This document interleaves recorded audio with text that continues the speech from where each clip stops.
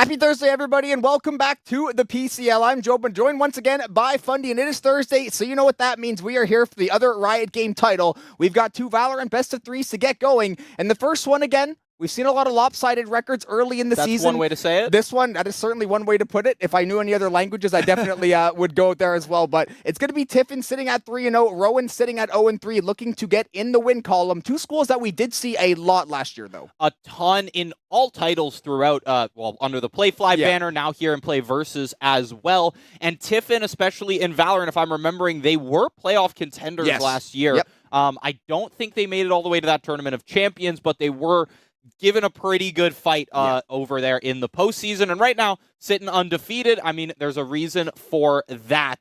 Of course, not going to be our only match up tonight. So before we get into anything else with these two teams, let's check out the schedule here. Just two matches, as usual, for Valorant, because they can run long. Tiffin versus Rowan to start here at 7. University of Toledo versus University of Cincinnati. The Bearcats we've seen a million times, and Toledo starting to show up a little bit more as well. I believe we had them in, it was either League of Legends? I think it was League on Monday night. League night was a little bit of a rapid one, so I was trying to... We were supposed to have University of Toledo. We didn't make it to their game. The servers went down, Yes, Monday night DDoSing over there. Luckily, those issues are gone. So as far as the last 2 days, Valorant and League have been fine. I played it, it's been fine. We've been playing. I haven't seen any issues, so hopefully we should be all good. No funny business tonight. But as we said, let's take a quick little peek at the rosters. Got to see who is stepping into the server. And a lot of fun news in Valorant recently, so I am very excited. Going left to right here for the side of Tiffin, it is Mosey Knight, Jello, Mintmeister, and Zeptic. To round out the 5 of Rowan, Divot, Ombats, Riv, Truey, and Roku. Not to be confused with the product. Yeah, or Goku. Also true. Yep. And I know, at least for Valorant, there's been a lot of fun news recently for Valorant. Obviously, Champions just wrapped up. Shout out North America for grabbing another world title. Shout out NRG for getting it done against Fnatic. But we have a new agent who is in the game as of now. I'm assuming not playable in the PCL. I did see that he was disabled in TDM. Vito, obviously, who's basically anti-utility agent. And I did see that. I don't know if it was a Riot person that said it, but they're going to look at how agents function in the next year, and they're going to tone down the ability spam. They said they're going to look at every single agent and kind of assess, have we gotten too spammy? And the answer is yes. Yeah, I mean, we've done this 4 times now over 5 years. Remember the giant economy change where it was we're making every piece of util cost more and we're going to make guns better. And then the next 3 agents were just the most oppressive thing you've ever seen. No, that was after Chamber. After Chamber. It was they did this whole reset, and then they were by the way... I think it was Harbor after, maybe. Harbor Viper, by the way, we'll throw Astra into the mix, I think, was part of that era as well. Yeah, a lot of craziness definitely came afterwards, but for half a year, it was toned down for a little bit, and it kind of went back to that, initial... I guess, idea of Valorant where util is used to displace people, not to get kills. And now we're kind of back to util getting kills for sure. But I do think they have been getting a lot more creative. I think Waylay is one of the coolest characters they come out with. Very cool. It's Tracer.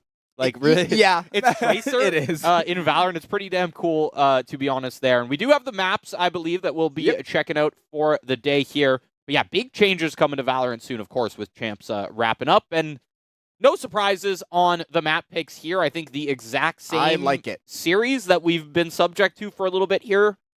Lotus, Bind, Haven. Call it the Collegiate Classic now. Yeah, every week I always rave about Lotus, but it is the best map in the game. There is no dispute. And Bind, obviously, highly explosive map. We're going to see a lot of Rays, might see some Yoru as well. And Haven, again, maybe some Neon, maybe some Yoru. We should be getting a lot of fun picks. I think even in VCT, a lot of teams were picking up the Waylay recently. Now that it's not quite as new, and we obviously have another agent flying into the game. To it as well as it can kind of take that spot. They're where 2 dashes plus I can recall. Not bad. A lot of teams playing Neon over there on Haven and kind of taking that place in the duelist slot at least. At least if they're not running double duelist. I see a hover, but I don't think that's allowed.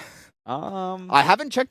We could get confirmation. I know he was only disabled in TDM. I checked the Riot client before. I don't know what the collegiate. I probably should have checked before. My apologies, but I don't know if it's just going to be a hover or if Vito is going to be able to be locked in. I'm sure the teams have discussed it and they're not just going to pick it, not having checked anything. So we will see if it is just going to be the hover. But so far, same stock standard Lotus that we usually do see. The Viper fade for the side. Actually, the names aren't there right now. Gotta get that. Mosey, as well as Knight, that's going to be the Tiffin side. So Tiffin on Tiffin the defending. defense.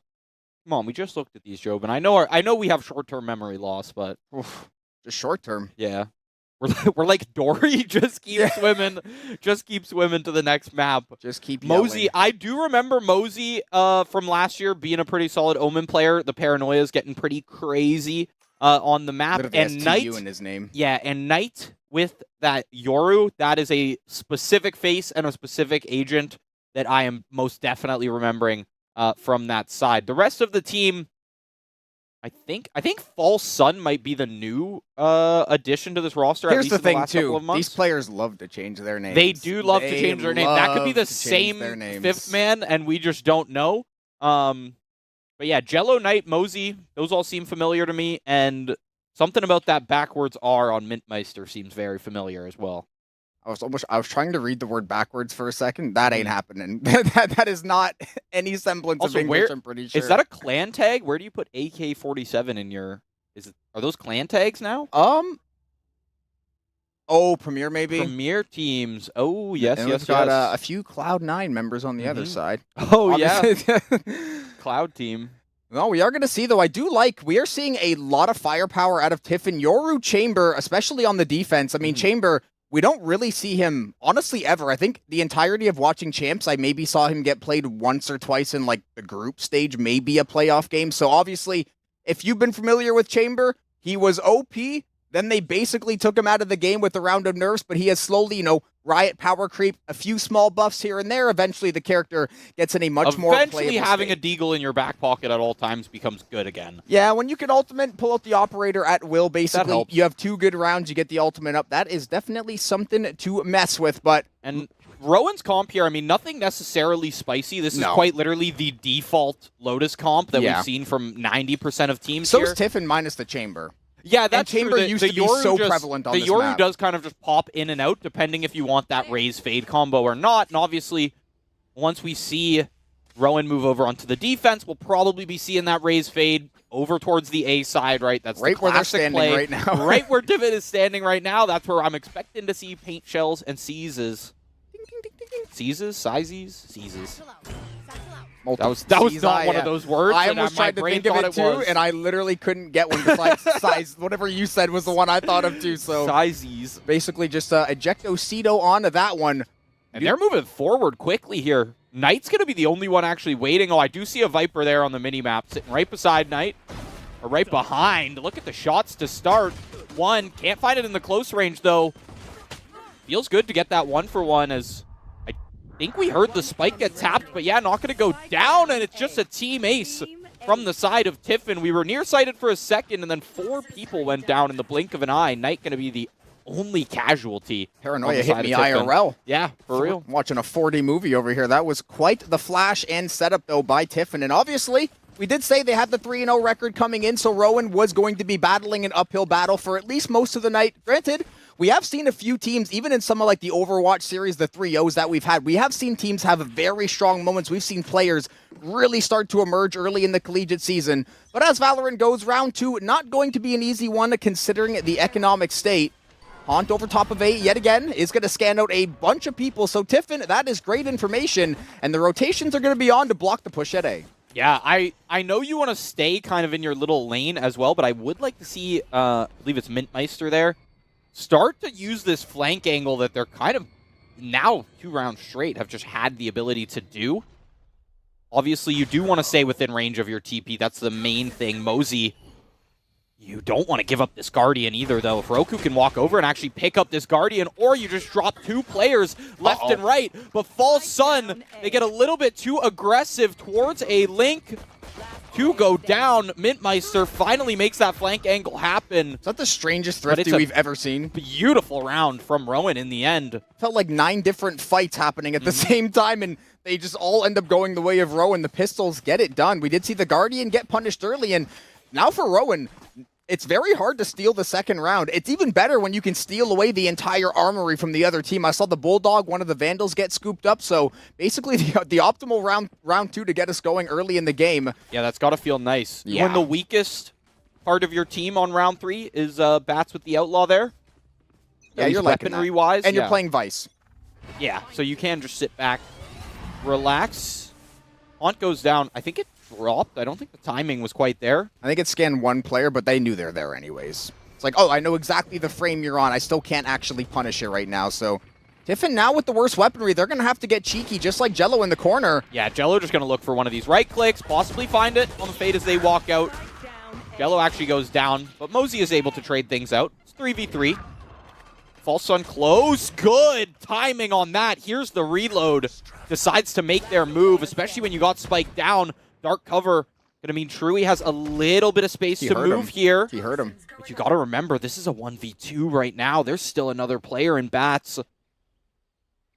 Yeah, that looks like an outlaw as well. I can see the scope. Yeah, it is the outlaw. They hasn't picked anything else up. They have to try to recover the spike, but obviously with the weapons they have, they're just gonna look for a two-man push here. A little twofer. A little 2 for 2. False Sun. Basically, all you can do with the Sheriff is sit back and try to have someone scam out their live. A little bit of chip damage is going to have 15 Regen armor. shields is nice. Yeah, but unfortunately, I think they're going to have to hit the go button sooner than later. We do see a weapon switch. I saw the color. I thought it was the regen. First shot, not going to find the mark, and now False Sun, you are in a bit of a rough spot, my friend. Only 20 seconds left on the clock, so Rowan's going to knock down Baby Door. They're going to use the Vice U tilt to zone off, and they will finally get the plant. Yeah, and it's not impossible for something like the Viper. You do pick up a weapon as well, so you're not just relying on the Sheriff, but it may just be a try to take the Phantom towards the next round kind of angle here. I think we just sit here and play for a scam, more than likely. If they were 150 HP, I think this is probably better. Yeah, if they didn't take all that chip. I also think because they lost no round one looking 2. at this right now. Hold on. Sun's wall is going to mean they get the free cross right now before anyone turns. That's one. Doesn't know where the second player is, though. Truey, the double stack on top of the bomb. And they didn't even really make it super expensive for Rowan, considering they stole away a few weapons in that previous round. So Rowan should be able to basically go back to full buy Riv, maybe getting some help from the squad. But now we see the heavy artillery getting invested from Tiffin. Mintmeister, Operator, Jello with the Odin as well. It's not exactly a Sova Odin. Odin Enjoyers ate good during champs. The best player in the server is literally like the Odin abuser, Brock. He is literally the Odin abuser. And for better or worse, people were watching that, gritting their teeth, watching 3-4Ks through every single paper wall in this lovely, lovely game. Yeah, and Mintmeister, the one round that they moved towards A after 3 straight is where the spike is going to be over towards Mound at the start. Luckily, you do have False Sun there on the Viper. Has been very solid, especially in the single player sight holds there. Just, it's been the ending bit of the rounds, the 2v2 situations, the last little post-plant scenarios or, you know, bomb down, spike down scenarios that have really been hurting Tiffin here so far. Might be a B split. Because they realize, I think, more people are probably hunkering down on C, but actually, they know the Snakebite and the Life Orb are going to be down, so they're going to go right in with the Blast Packs. Divots grabbing first blood of the round. Knight getting it dropped off from the box.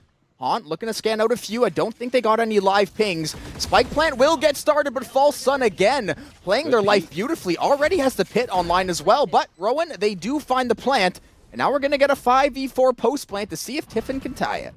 Shots come out from Mosey. From the CT side, Jello, there it is. Wall bangs with the Odin. Will clean up the round, and False Sun has been putting on a show on this Viper, finding solid shots with the Sheriff, being just a huge nuisance on site. Not to mention, constantly having to cross through that wall on the rest of the map there. It wasn't down towards C, but you had the rest of the util to kind of rely on. Champ songs bumping. Yep.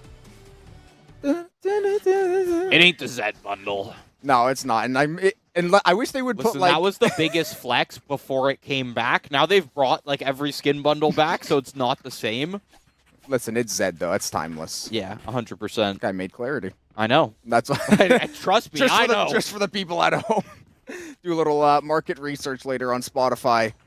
Tiffin still with the heavy weaponry. Obviously, Mintmeister didn't really get challenged with the Operator, so he's going to keep that one in the back pocket. We saw, I think only one player actually went down, and this is why you buy the Odin. Start. And it was all a distraction because the Operator was the real star of the show there. You prepare for the LMG, and then the one shot takes you down. Speaking of, Roku suffering the same fate to the Yoru.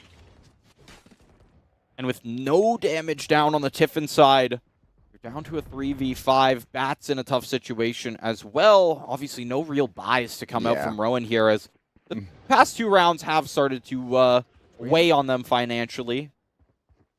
Flanking Yoru is probably the most scary thing in this entire game. That was Jello getting a little bit antsy there with the jump spots. Potentially an Odin to be recovered, but we do see Knight at least there to support on the B site. Everybody else right now, they've already lurked their way over to the C site. Plant should be free. I know right now they're looking on clearing out more info, but maybe we see a snake bite at a false sun land on the planter. It is going to connect, and then the shots will too, but luckily for Rowan, they do get the plant. Now you've got false sun. Ready to pop out of the dark cover. Truey, close range and waiting, as they do not want to be sitting in the same position ever after they find a kill. Keep the enemies on their toes. Knight pops the flash from Waterfall. As you do have Mintmeister there with the operator. Anyone who peeks down that lane is going to have a rude awakening. Truey, though, could have the 4K to save the round right now. 32 damage as Knight wants to go through with the shorty, the jump shot. Oh, the classic secondary with Yoru. He only had about 2 seconds left on this spike defuse as well. Maybe if that, yeah, 1-3-7, all that's left for Knight. But hey, the round still goes under your belt. You do recover the operator. Probably sling that thing back over to Mintmeister. Actually, they've got the tour de force, so maybe we see double op. Maybe you save the ultimate for next round. I assume the Yoru not going to be the one opping, although we have seen it plenty of times, similar to how Jet would dash away after an op shot. Yoru, you just go for the shot and then gate crash, worst case. Yeah, it's just that the gate crash is like that much slower than even someone like the Chamber TP as well, right? So having the Let Chamber... me just snap my fingers. Bye. Exactly. Nice, Quite man. literally... Oh, you're on C now when we were fighting at A. That's cool. snap of your fingers, he is gone. And not only gone, it's like I'm on C. Oh, he's on A now. The blink of an eye and the snap of a finger. Oh, look at a little quick scope there at a Knight. Did find the first kill. Gonna have to get that reload off at some point, though, but there it is. Yeah, the Viper wall keeping everybody back, and they're getting boxed in by the Chamber. There is somebody... Bats was able to slip through B. Bats is always up here towards B, kind of lurking, especially on these eco rounds. Yeah, Tiffin just hasn't really been putting defenders here. They sent the Fade and Jello last round, but they end up just jump spotting sort of into the enemy spawn, get taken out.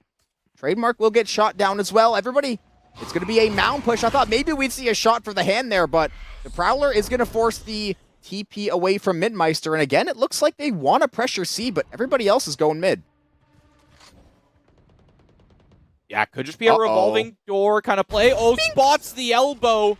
Truey, unfortunate. And look at this. This could be lethal. Knight on the flank right now does find that too. That spike down.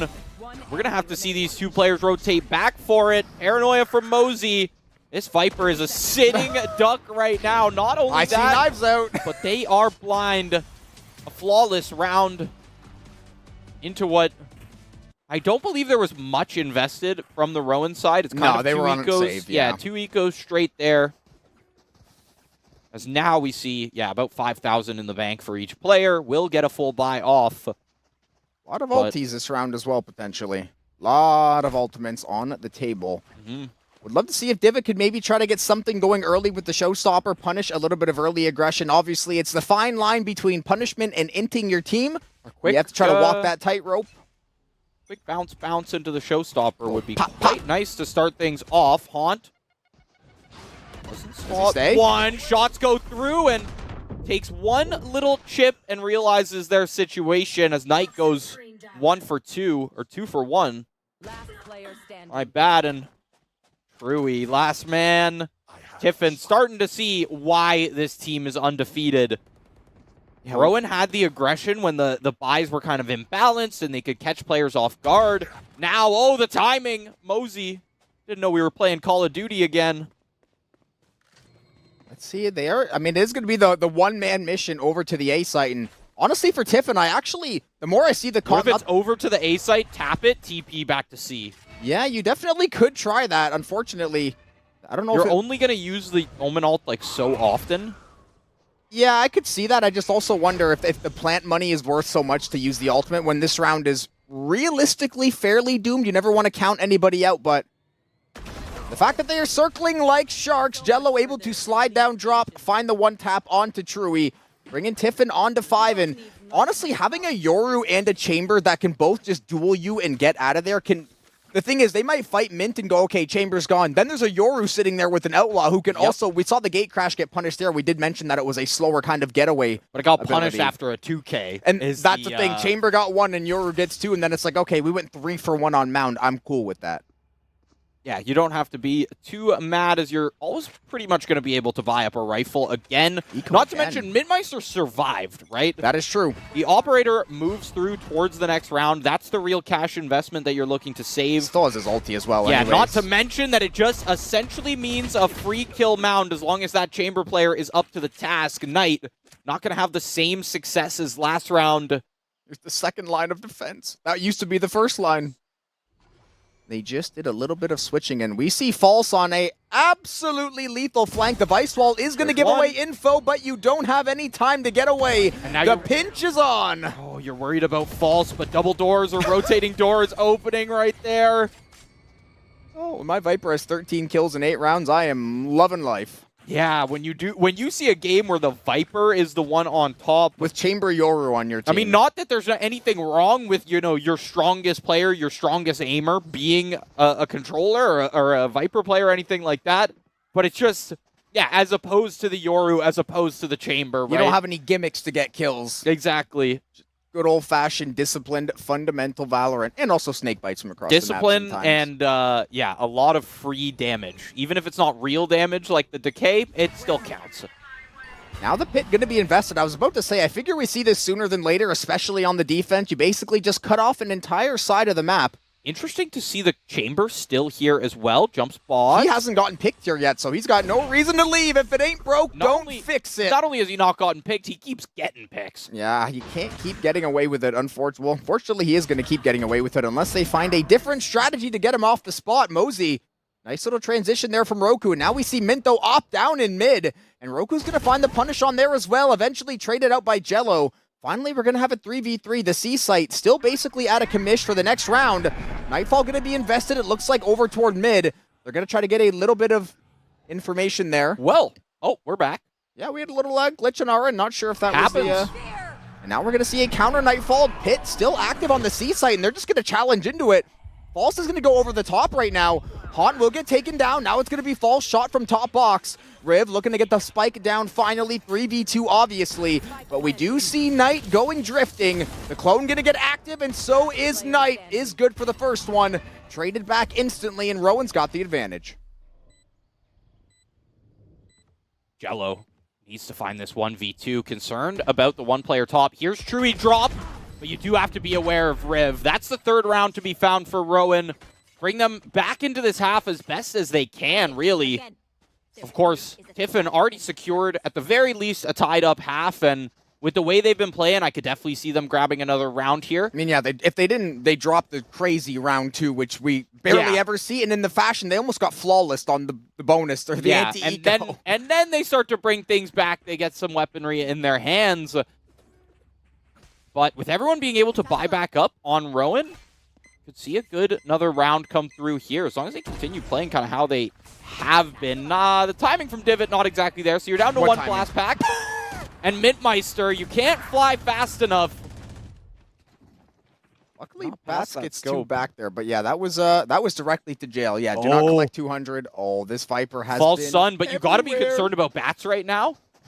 Oh! Look at the trigger discipline, only finds 1 as Roku starts the movement the second they hear the shots, becomes a little slippery with the strafing there. Shots go wide, tosses up the spike. Okay, I was going to say, that better be in grabbing range. This should be a free kill on the spike planter. Oh, can't see anything now, though. And Truey's aware. Mintmeister, the timing, everything fell apart in a flash. Mintmeister, yo, who turned the lights off?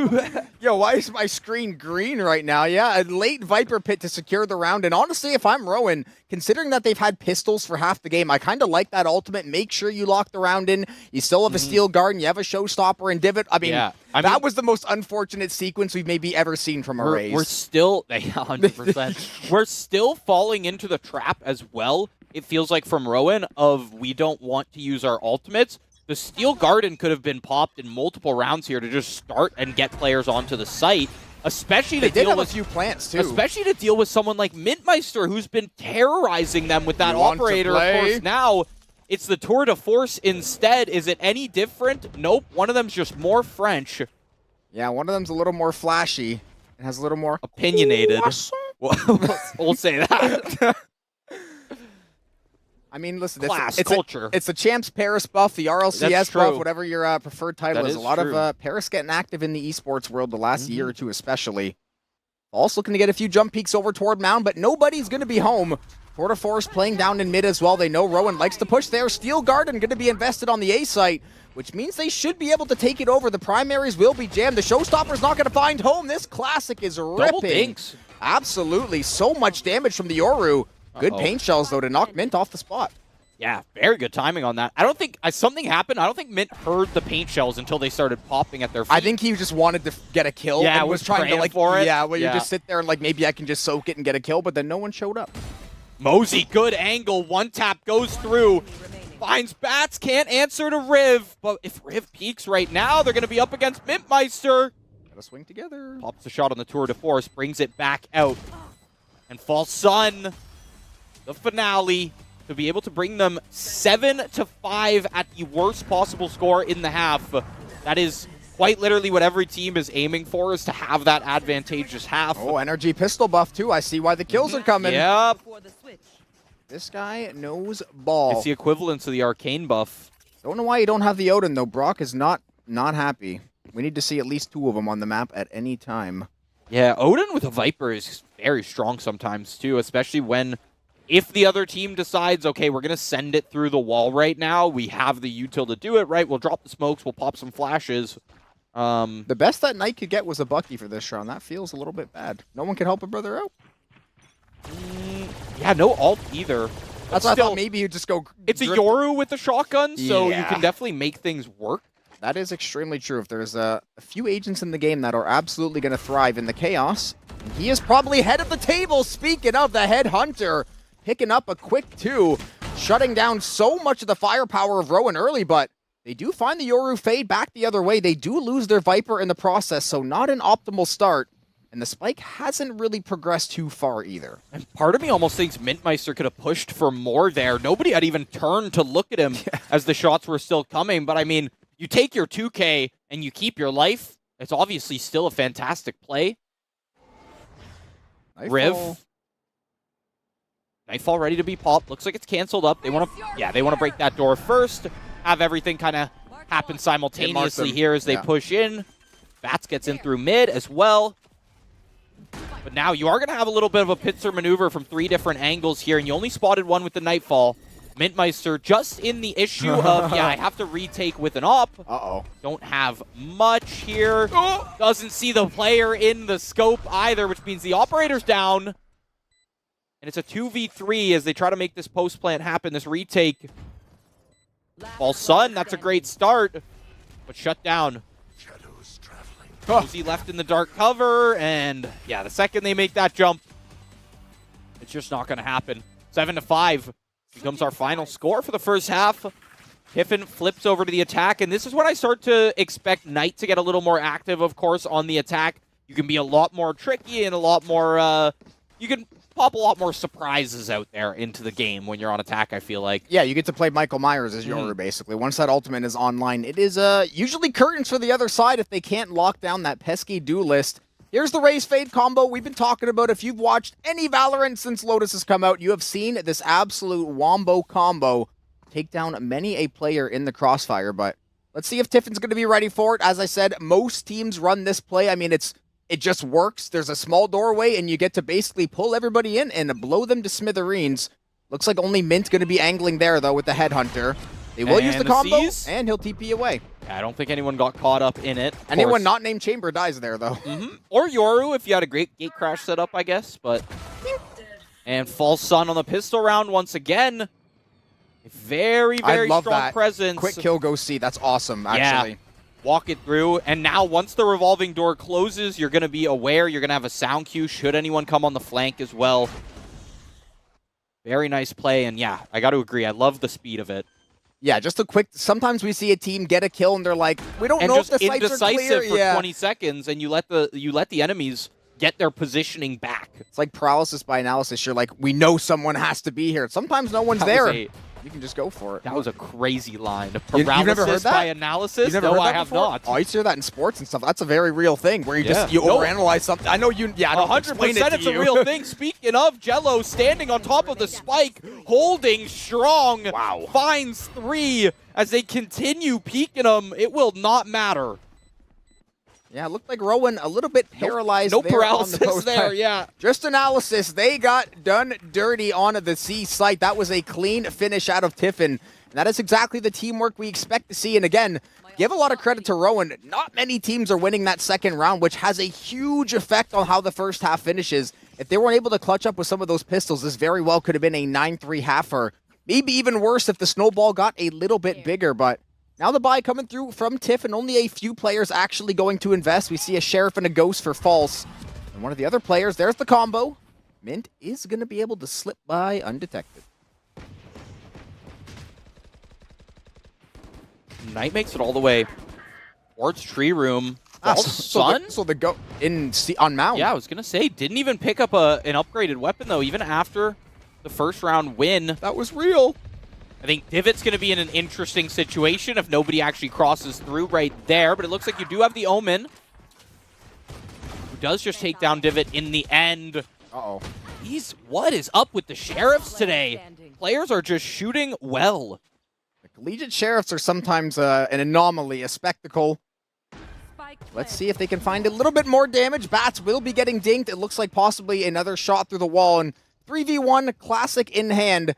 We very well know how this ends, especially on 17 HP. They just got to send the dogs after him, and it'll be Knight grabbing the last kill of the round, throwing the hands for good measure for added effect. And that'll be Tiffin getting back in the win column. And again, not to just call out one player, but False has 19 kills already. No, consistently starting off 0 assists. That's impressive as Viper. And I said when we hit half, I was like starting to expect more, engage from the duelists here. Nope, Viper still just going to be the one making the first blood happen. I was going to say, they got first blood too. Yeah, I think 2 rounds in a row as well. Like, I think it was... I think so, actually. They found first blood mid on pistol round as well. Yes, you're right. Yeah, against the Omen. Actually being the spearhead of the team while also using the Viper utility to create the opportunities for the rest of the team. Working double time there. The ego on the Chamber's got a gun buddy of himself on the outlaw. That is true. And on the op. I don't know if you saw it. The Chamber chibi goes crazy, and so does Knight on the B site. Roku getting dispatched of very quickly, and that's going to be Tiffin's call to go get this spike down. Nice, easy plant. 3 members already taken out of the round. Boombot will go in for a little bit of info. The Haunt will at least give info on where Divot's playing, and there's the headshot from Knight. Jello will finish it up, wrap him up nice and tight. And a flawless for Tiffin. And I think we're starting to see now that they're on the attack, Tiffin, when they do find that first blood, whether it be Knight, False Sun, like sharks. Or even, Mintmeister was finding a lot of them when the Operator was in hand.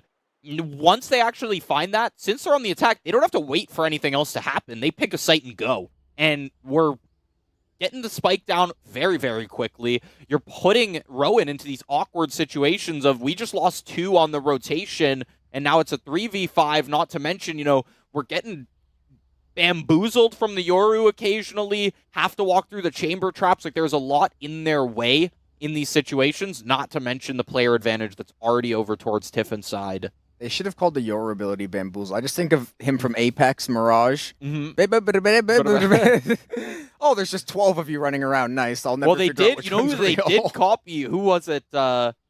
Who's got the drone in Apex? Oh, Seer? No. Crypto. Crypto, yeah, Crypto? That's just a green version of Phoenix's jacket. No. Tell me I'm wrong. What game came out first, Fundy? Apex came out first. No, but I believe Crypto came out after. I could be wrong. I think it was pretty close time, to be honest. Because Phoenix is an OG character, which means June 2020 shows is my when Apex we're talking about. age. If it's not Bloodhound Gibraltar, I don't want any part of it. Let's see if Tiffin can get on to 11 here. 10-5 as the score shows. No, 2019. Yeah, they copied Apex. Look at I got that. you, Jobin. Respawn Entertainment for the win. Looks like the weaponry not looking too good for Rowan. This time, we're going to see an early fight in mid. Screw the weaponry. If it's out for blood, a huge one-tap through the wall as well onto False, unfortunately. And knows there's one more. Yeah, the return fire was quite good from the Yoru. 3 up and 3 down in the blink of an eye. And Mintmeister looking to just continue the rolling. Bats complete what happened, opposite side of the map, finds the 145. That didn't kill actual one. No, actually just has not found the next shot. Wow, the max range dink. It's not going to be the kill, of course, with the Sheriff because it ain't exactly a deagle. Could have fooled me the last few rounds. Wow. But yeah, look at this. I pulled this up just to show you, Jobin. That's just Phoenix's jacket. That's just swag. Yeah, I mean, truthfully. That guy's aura farming. Also, almost broken. Have you seen, there's a streamer who, like, dresses in the Phoenix jacket, and every time they throw a flash, he, like, does the snap to the camera and pops Does the screen go white? It's absolutely hilarious. That is awesome. I kind of miss when Phoenix was meta, but I also don't because in solo queue that agent was just horrific to play It's nice against. on the broadcast because we don't actually get blinded. Yeah, when I hear watch your eyes, I don't actually have to watch my eyes. Yeah, we just get a little bit of an eyeball symbol that tells us they're blind. Whoa, Knight. Knight following him down, and Divot saw him. must have spotted. Knight 100% did, and decides to reposition towards Waterfall, send the clone through. Bat's going to get jump scared by that, but gonna realize that it's fake. Pop the flash, but I like that from Bats. Get a little bit of aggression going. We've been seeing them just kind of waiting until the kills go over to Tiffin, and now, yeah, you're not getting out of a 1v5 there, Jello. Systematically shut down by Rowan. They just mauled them. Yeah, finally getting their get back here in the second half. I mean, 4 rounds look at straight. the cash stack on Tiffin. Yeah, they're not phased by this. I didn't even realize they were up. I believe Mintmeister had an op recently as well, so that's with a pretty heavy investment in the past. He may have had the Outlaw for like 2 or 3 rounds as well, because I think that had the Outlaw and was able to pick up like Vandal or Phantom when they won that round. But I'm trying to think. I think he did have an operator in hand, though, and just might have lost it on B 2 rounds ago. 07? Because you do see how low Mintmeister's cash is compared to the rest, which is giving me the inkling that I'm not wrong. And tied for the least death, so I think that logic actually checks out extremely well. Very astute observation, Fundy. Probably pay you the big bucks. Yeah, well, the bucks. And that's why Divot is getting shut down in mid, not related, but Knight able to grab first blood again, and this Yoru, I mean, you talked about the aggressive engaging Yoru, and this is when you can really start to stretch those legs, especially on Lotus, and Knight taking every advantage. False Sun? Oh, now they've realized they made noise. Yeah, but where's the squad to help you? Oh, I guess it's a 1v1. I will say Riv has been solid in the 1v1s, but False Sun has just been that much stronger. Flash through the Viper wall, 2 players flashed up, but Truey gets the shot through as the flash starts to fade. False Sun coming through a link. Roku low. The snake bite would be the death of them right now as they pop back towards heaven. And the spike's just going to head C. Yeah, I heard a haunt go somewhere into Waterfall. Truey. Nice shots out of the Omen. Again, the low HP of the Viper and the fact it's a 3v2 and you do not have control of C. Truey's going to pop the ultimate at least to reposition, go to the opposite side of Mound from the T side spawn. It looks like Roku, I mean, you're 1 HP, you're basically just trying to lurk and hope you get a little bit lucky. Unfortunately, shut down by Jello, absolutely, 10 HP and a dream, essentially, at that point. Now it's all down to Truey, lone Vandal, the lone Rifler, to try to see if they can get anything going. It will not be the case, and it's going to be Tiffin. 4 out of the last 5 rounds, and now on to map point, just like that. Yeah, very tough there as Truey, too, because you can't exactly save that and just give them the 12th round. That's the thing. Yeah, when it's 12, you just have to headbutt the wall, basically. Yeah, you're like, you know it's a far cry that you're going to find the round, but you do have to just give it the effort. We'll be able to buy up a rifle once again, and given that it is match point, right, you're forcing out from here onward. Showstopper against...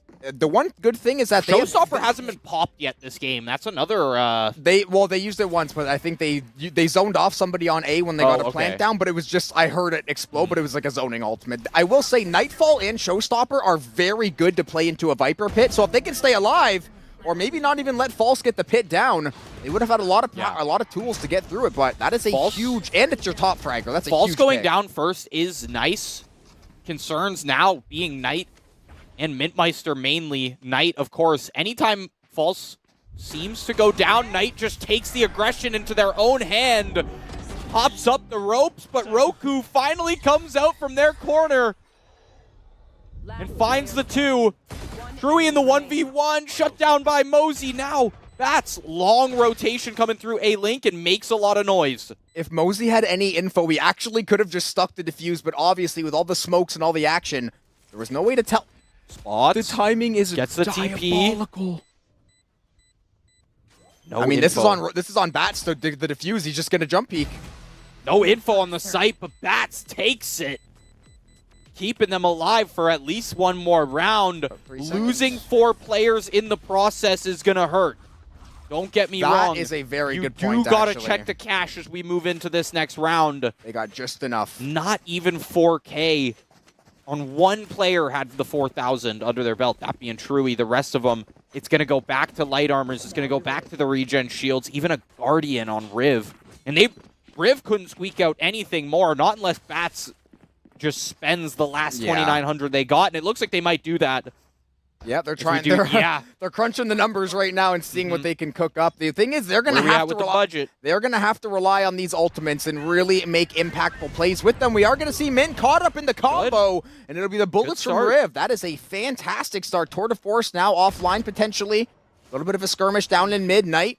Maybe looking to get active, but the Vice Wall will be there to block off if he gets a little bit too far forward, but it's Yoru. That is the thing about these teleporting characters. Gotta remember, of course, there is that Viper Pit on site. It's gonna drop down now. Oh, False is just gonna pit plant this. And that might not have been the smoke that you want, but you get your own pit down anyway, so... There's the smoke you want. Yeah, I missed the one. We'll just use the bigger smoke. Said I can't miss this if I tried. Gonna cast it on the ground. Now, we do see Showstopper, Steel Garden are going to have to be used. I'll be honest. There's no other way you're getting into this pit and finding access. The Garden's going to be first, and now here comes the Showstopper. The Seize pulls Divot back down, and now Knight is able to take it. Yeah, he just can't move. Wait, this could still be a double kill right here, though. He shot it past him against the wall. Oh, everything falls apart, all on the back of Jello's one piece of utility. It's the Bats. It's the Bats. Get him. Wakes up in the hospital. What hit me? Oh, brother. I almost said Bruce Banner. Yeah. Same person, right? Yeah, 100%. I've never seen him in the same room, so surely it's the same person. Tiffin, though, that was, I mean, the first half, literally, they had us in the first half, not gonna lie. Rowan looked like they were gonna walk out as an 0-3 team. They took round 2. I was like, they were shooting there. The Sheriffs were looking really good. Riv had a few massive plays. I was like, damn, Rowan is really impressing me early, and they still did impress me going throughout the game, but Tiffin just showed that extra gear with False, and then with Knight. I mean, it was the multi-kills of False and Knight that were single-handedly just changing rounds instantly. Yeah, I have to agree with you there. False in the first half, I mean, second half was like... more Knight show. Yeah, a little bit more of a Knight show with the 2Ks and the 3Ks, but a lot of first bloods coming out from False Sun there. But I think the biggest thing was on the defense. You'd be looking at a round and you're like, it's a great plant from Rowan, and there's 3 kills from False, and the round is done. Very, very big plays from that Viper there. As we move into map 2, if I'm remembering, Bind, then the second Haven one. if need be. And Bind should be fun. We get to see some Raze, probably see some Yoru, maybe see some Viper. Bunch of different stuff you can play. It's obviously a smaller map with a lot of action, one of the classic OG Valorant maps. So we are going to cut it to a quick break. We're going to see if Rowan can get back on the board here, shut down the Tiffin run as we get ready to gear up and head into Bind for map 2 of our first PCL series tonight.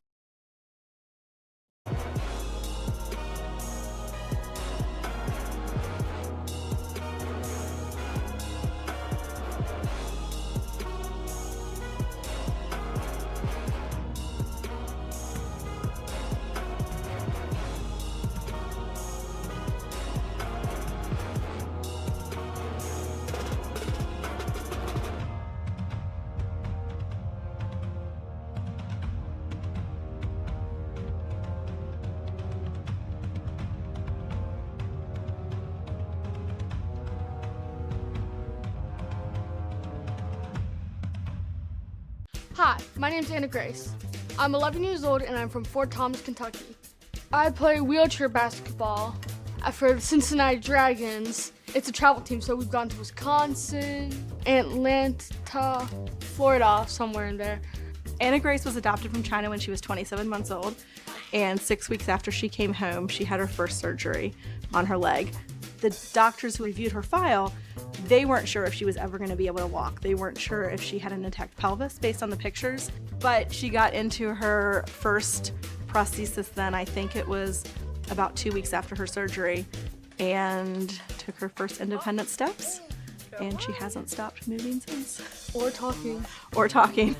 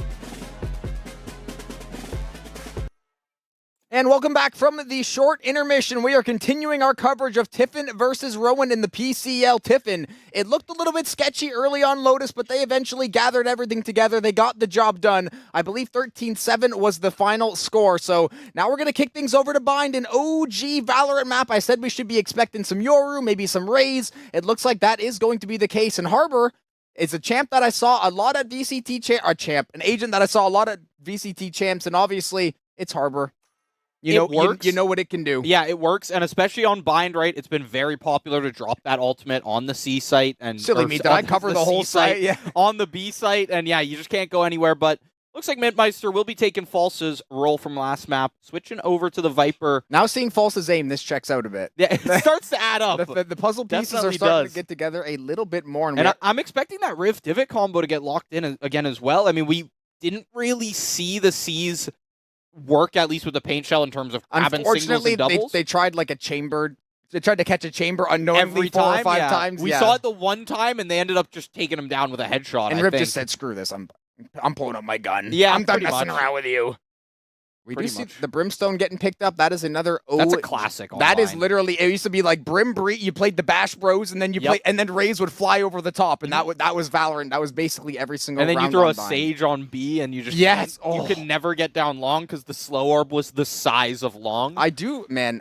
And Sage, not that she's not meta, because she is picked on. I think Abyss and Corrode. I saw her get played in. I think okay occasionally on Ascent. We see her on Ascent. That is true. Actually, that's a good point. That is a good point. The wall boosts are very strong on Ascent. We've seen some cheeky wall boosts this year. We've seen some crazy ones over on like A main on Ascent. There has been some crazy ones. Right next to tree, people are just sitting, aiming straight down. Yeah, but it very map dependent. Whereas some of these other agents, Viper, Omen, like you're seeing them every single map essentially. Yeah, I mean, yeah.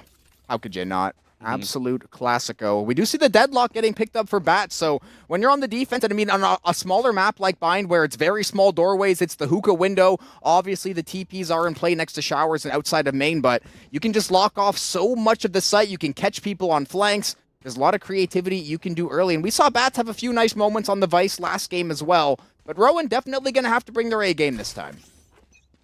Yeah, I mean, they realized that from the first game, I think, especially from that second half.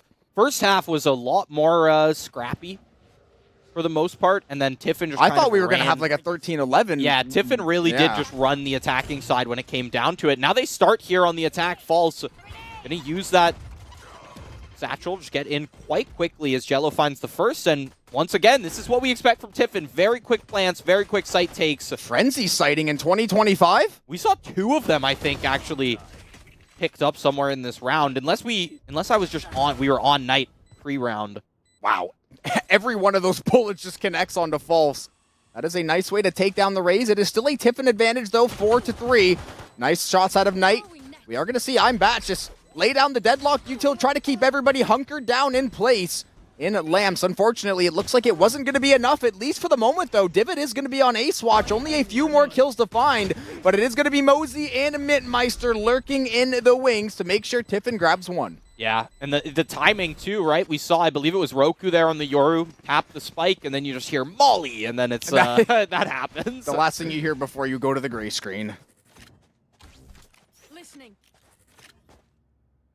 Are we getting set up here this time? I will say the interesting pick here to me is really the deadlock. That's why I'm trying to watch where she's looking to set up round by round to see if anything Deadlock, changes. I just feel like Deadlock's a character that's never really caught on in terms of like general play, but we do see them occasionally, and on a small map like Bind, you can really just shut down a site or shut down a lane, similar to some of these other controllers. You'd see it in like tandem with another like Sentinel or controller. Yeah, usually it would go with some kind of duo or combo. So technically a Sentinel, you could assist her in slowing people down and things of that nature. But Roku, the Sheriffs, they've been on fire for everybody in the server today. Bats is decent crossfire angle too. Yeah, I do like this crossfire right now. Knight finds one, isolates things, and sends it all the way to the other side of the map, where they may even be able to catch out some rotations that come through if you find an angle on this TP. Instead, looking to head showers, and you got to remember that TP long is still alive and active, so you cannot rule out A, and I think Rowan's realized that still. Oh, this could be very good for Divot, or it could be very, very bad. Getting a lot of chip damage there. Knight only taking about 1 bullet for their trouble. Still almost full HP. Yeah, absolutely would wish anything above a Sheriff, basically, and that would have been a much closer fight. Instead, A site will have to be vacated by Rowan, at least for the moment. They've got no real util to stop this plant or this push. And now we're going to see the bomb down yet again, Tiffin. I was going to say 5v4, but we see Riv getting picked off there, which means they are going to have a huge advantage, and the Bulldog is barking. At Bulldog round 2 will never not be a strong buy, especially with those burst shots. And Bats back in a 1v4 situation here. Suboptimal. Puff on the second round, and Tiffin's got to feel good, though, that they didn't give up that second round again. They're not going to have a rocky start to this half, the same thing that we saw over on Lotus there. They got almost flawless in that last game, too. That was like they just got gapped Also, with classics. I know you love this, Jobin. 4-3-2-1-0, all the way down. Sublime. Little staircase action.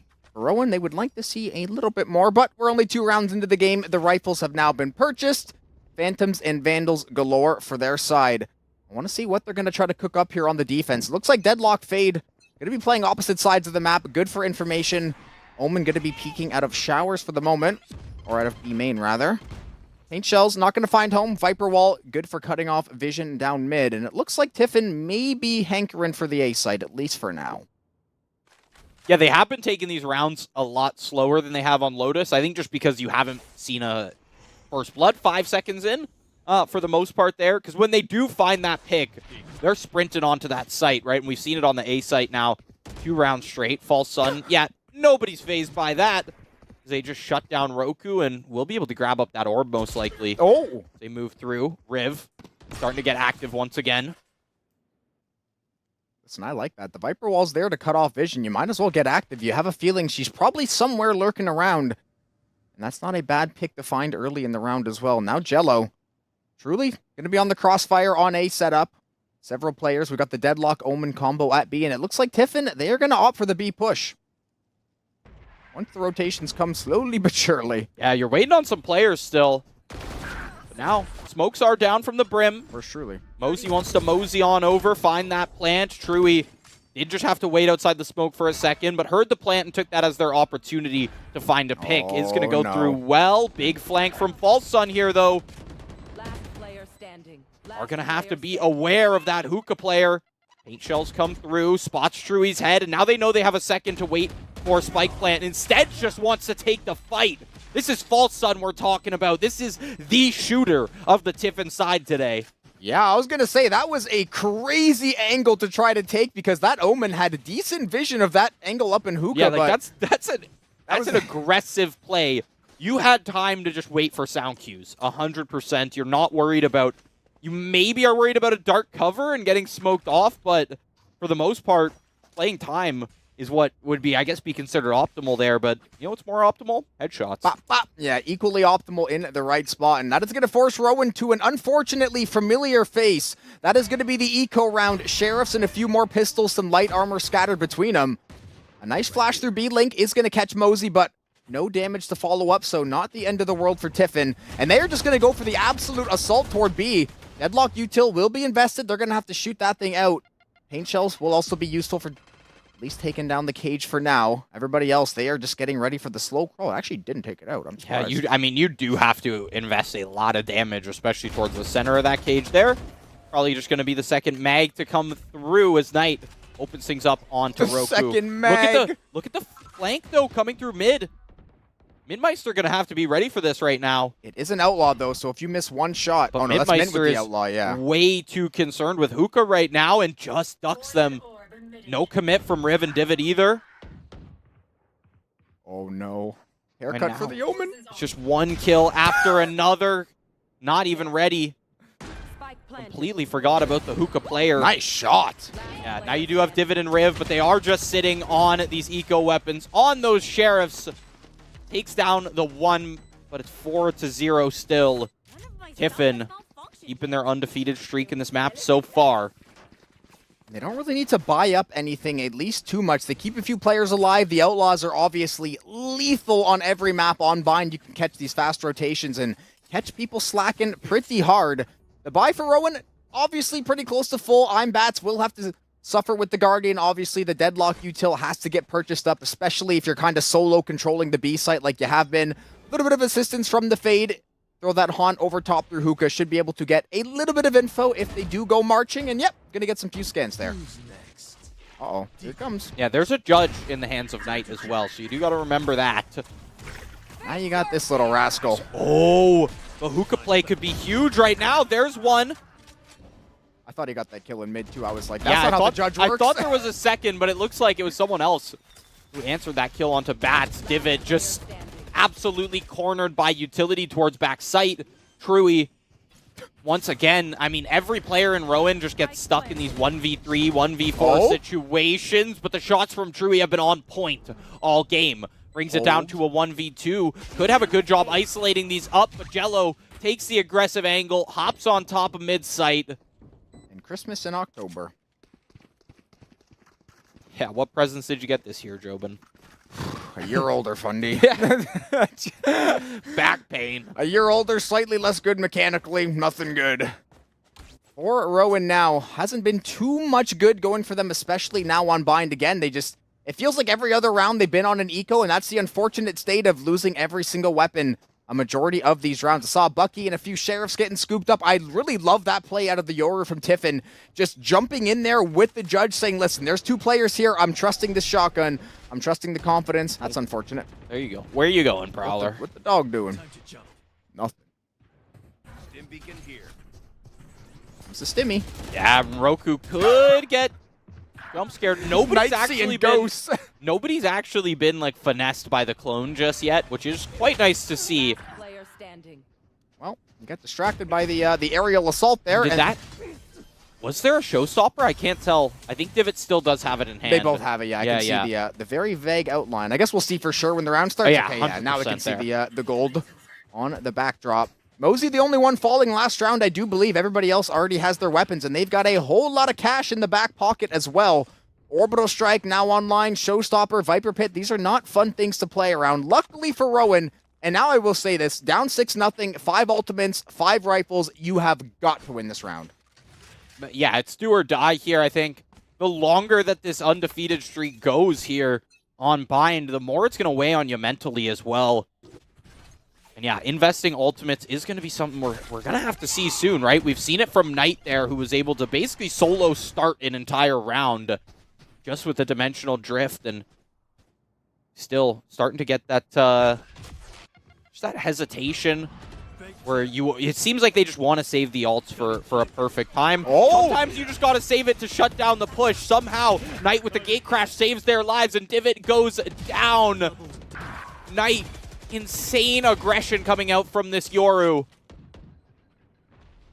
This Yoru agent is a specimen, and just unlike anything we have ever seen before. Textbook plays on the attacker side, He too. said, lol, nice showstopper, and then body bags 3 of them. Insane. Rivs gets spots, but instead, you just get shot through hookah. Trying to make plays, burnt a lot of cash into that round, even on max loss bonus. I mean, you see how dire this is used looking. More ults, too. 2-0, because 5 and 6. Yep. Wow. And Knight with 12 kills and Rowan as a collective sitting at 15. So if your Yoru was able to match the entire firepower of the enemy squad, essentially, you are loving life at the moment, especially after Falls pops off on the Viper. Now you put them probably on their comfort pick on Raze on Bind. It's an absolute classic. And it doesn't even matter. Whoever's taking charge for Tiffin right now, they are finding success. And this is the last guy you want to see in a 1v1 right now if you're Rowan.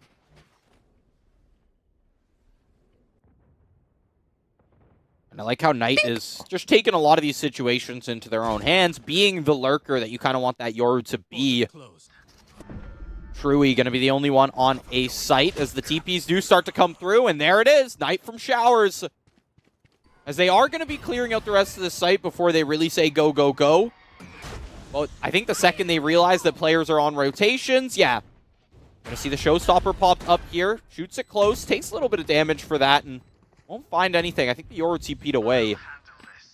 Just you wait till Vito's in the game and that Showstopper's irrelevant. Down. Now we are going to see Knight. This Yoru far from irrelevant. This guy is shooting anything that moves the last few rounds. And obviously Mint with 11 of their own, they are absolutely on a heater. It is a flawless for Tiffin. And after all that, we just cut to Mosey, who was waiting. Imagine if, like, you find the 4 kills, make it all the way to the spike, and you just see the flames ticking away on top of it. Yeah, that is like the saddest thing. You can play perfectly, and then if Brim or Viper are alive, it's like, that's very funny. You thought you were going to win. How about I just hit you from 2 screens away? Oh, okay. Sounds good. Now with the rifles, and I said they had to get the ultimates going. since I said that, they have used 3 ultimates to 1 showstopper from Tiffin, and the only reason Tiffin used it was just to guarantee that they zoned everybody off. Now it's going to be a Tiffin onslaught through mid. It's going to be Nightfall Dimensional Drift, and they've got the Orbital Strike ready. They did not forget about him this time. Early blood onto the Yoru, but now you've got the rest of the crew filing in nicely. False looking to get going on the back of site. Nice transfer, but shut down by Truey. Yeah, the aggression really nicely answered by Rowan, especially with these shots. Vats insta shuts down Mosey. Uh-oh. Jello has been so tricky playing on top of that site. I think the ultimate was burnt up from Bats there on the deadlock, but Roku is the one who found the kill. They're aware that Mintmeister was stuck in the cage. Of course, aware of those shots. Shots go wide, but takes 3 players, but they do take them down. The first one goes over to Rowan. How much will it mean in terms of this half? Because now you've taken yourself out of loss bonus, which is, it sucks to say. It's like a catch-22. It's like somehow winning the round is going to be the worst situation for you economically. Obviously, you're going to take the round win. But yeah, it gets to that situation. Luckily, not sure what's going on today, but it's happening in between rounds, which is quite nice. Yeah, at least if it's during the timeouts and everything, you know, it's not the end of the world. And I did see a funny stat. I think Mosey is 2, 3, and 6. This guy's been in 4 fights the entire game, just brimming it up. Yep. Where do you need the smokes? Where do you need the mollies? You guys have 20 kills. You go handle the dirty work. I will sit back and play on my iPad. Stims for Knight have been real towards that B site. A stimmed Yoru is quite scary. Yeah, we've seen a couple of these situations where long B, right? Knight wants to go in, toss the stimmy. Knight finds 2 with that insane fire rate that you do get off of it. Yeah, literally it's just like, hey, Yoru, do you want just a nice little juicer before you run in there and maul everybody? And also none of them can look at you because my smokes are covering the entire site. I'm still waiting for someone. We've seen it a few times, but for someone to get like a 4-man full where they are the fake, no one shoots it, and then he just turns and snaps on all of them. Yeah, I know. It's something you need that it to we've be seen, perfect though. Yeah, we see it like a couple times, but it's usually troll too. Yeah, it is quite troll. I mean, because if you walk in there with a Vandal and they just insta shoot it, then there you go. Good night. There's your buy. There's your round. You see right there, if that was Knight trying to be tricky or in a bit of a bind, no pun intended. Also going for a few jump shots there. Did land a little bit of chip damage. I do believe the pit getting invested. We do see a 1-for-1 back and forth. Tiffin, though, they are fighting for site control. Now they're going to finally look to get the plant down inside the pit. Jello going to get tagged down. They are going to find the kill. No spike plant just yet. Now we're going to see the blast pack delay. That is the beauty of Raze on this map as well. All these small spaces. And now Riv going hunting inside the pit. Still going to be a 2v2, and the Viper still stands. I was going to say, lots of kills inside this pit, but Mintmeister has yet to be found. He's just kind of ratting left and right. Now you just have to fight. Yeah, you are just going to have to sit here and wait. Maybe fight it out. You do also, you do have a lot of time to make it out of the pit there. 30 seconds. Holy. And we'll just let it drop. Hoping that maybe they think the B site has been taken. Taps it up. Aware of the second player still on this site. Oh, the timing. Pops the util. Not going to get caught. Oh, is caught in it. Uh-oh. That brother is in slow motion on the treadmill. It's going to get wallbanged. Finally going to take the net out, and that's the beauty of Deadlock. You basically just delay someone's movement, take the fight when you see fit. So a massive round for Rowan. They had to start getting ones on the board. And to win in the clutch, too, feels good. Yeah, you get to use it. It's similar to something like the Cypher Dart, right, where you have to sit there and pull it out. You have to actively give time to it. You got to play a mini game. Uh-huh. And you're also playing mind games with the Deadlock themselves of, am I going to get swung while I do this? Is she going to put me in a cocoon from 8 hours away? We did see Bats use it a little bit 2 rounds ago, so not going to have the ultimate up, obviously, already. Riv, going to go challenge for the early orb and showers, try to get built up to that Nightfall. A very great dissuasion tactic. Clone going to get sent in first. That's going to mean that Knight can scoop up the orb of their own, try to get early onto the drift. False is going a little bit too antsy, and Roku cutting everybody down where they stand. 2 quick picks for Rowan, and I'm not mistaken. That site is absolutely going to be theirs in a moment. Oh, elbow. Oh, doesn't waits too long to try and find those, and now it should be a nice collapse onto site here. As long as you can find the kills, Mosey and Knight answer back. Roku still alive, still kicking, still finding kills. Knight can't answer the 4K from Roku as it's Mintmeister once again in the clutch. This time, staring down an ace, which was just shut down. Has to hop out of hookah here, and yeah, forced to make that play. That's a good combo in the retake as well. The Omen Raise is a nice pair of util to be able to play it out like that. Couple rounds getting handed over to Rowan. I mean, 3 straight now. Can end this half 8-4. It's not perfect, but it feels good, especially sitting at 8-0 for a little bit in that half.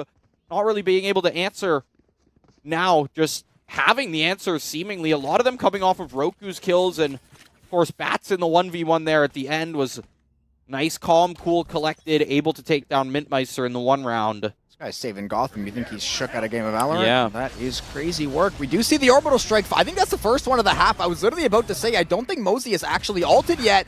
We're going to see a battle in the skybox there. False winning it out over Divot. That is a nice pick to get yourself going, and now everybody is going to absolutely send it.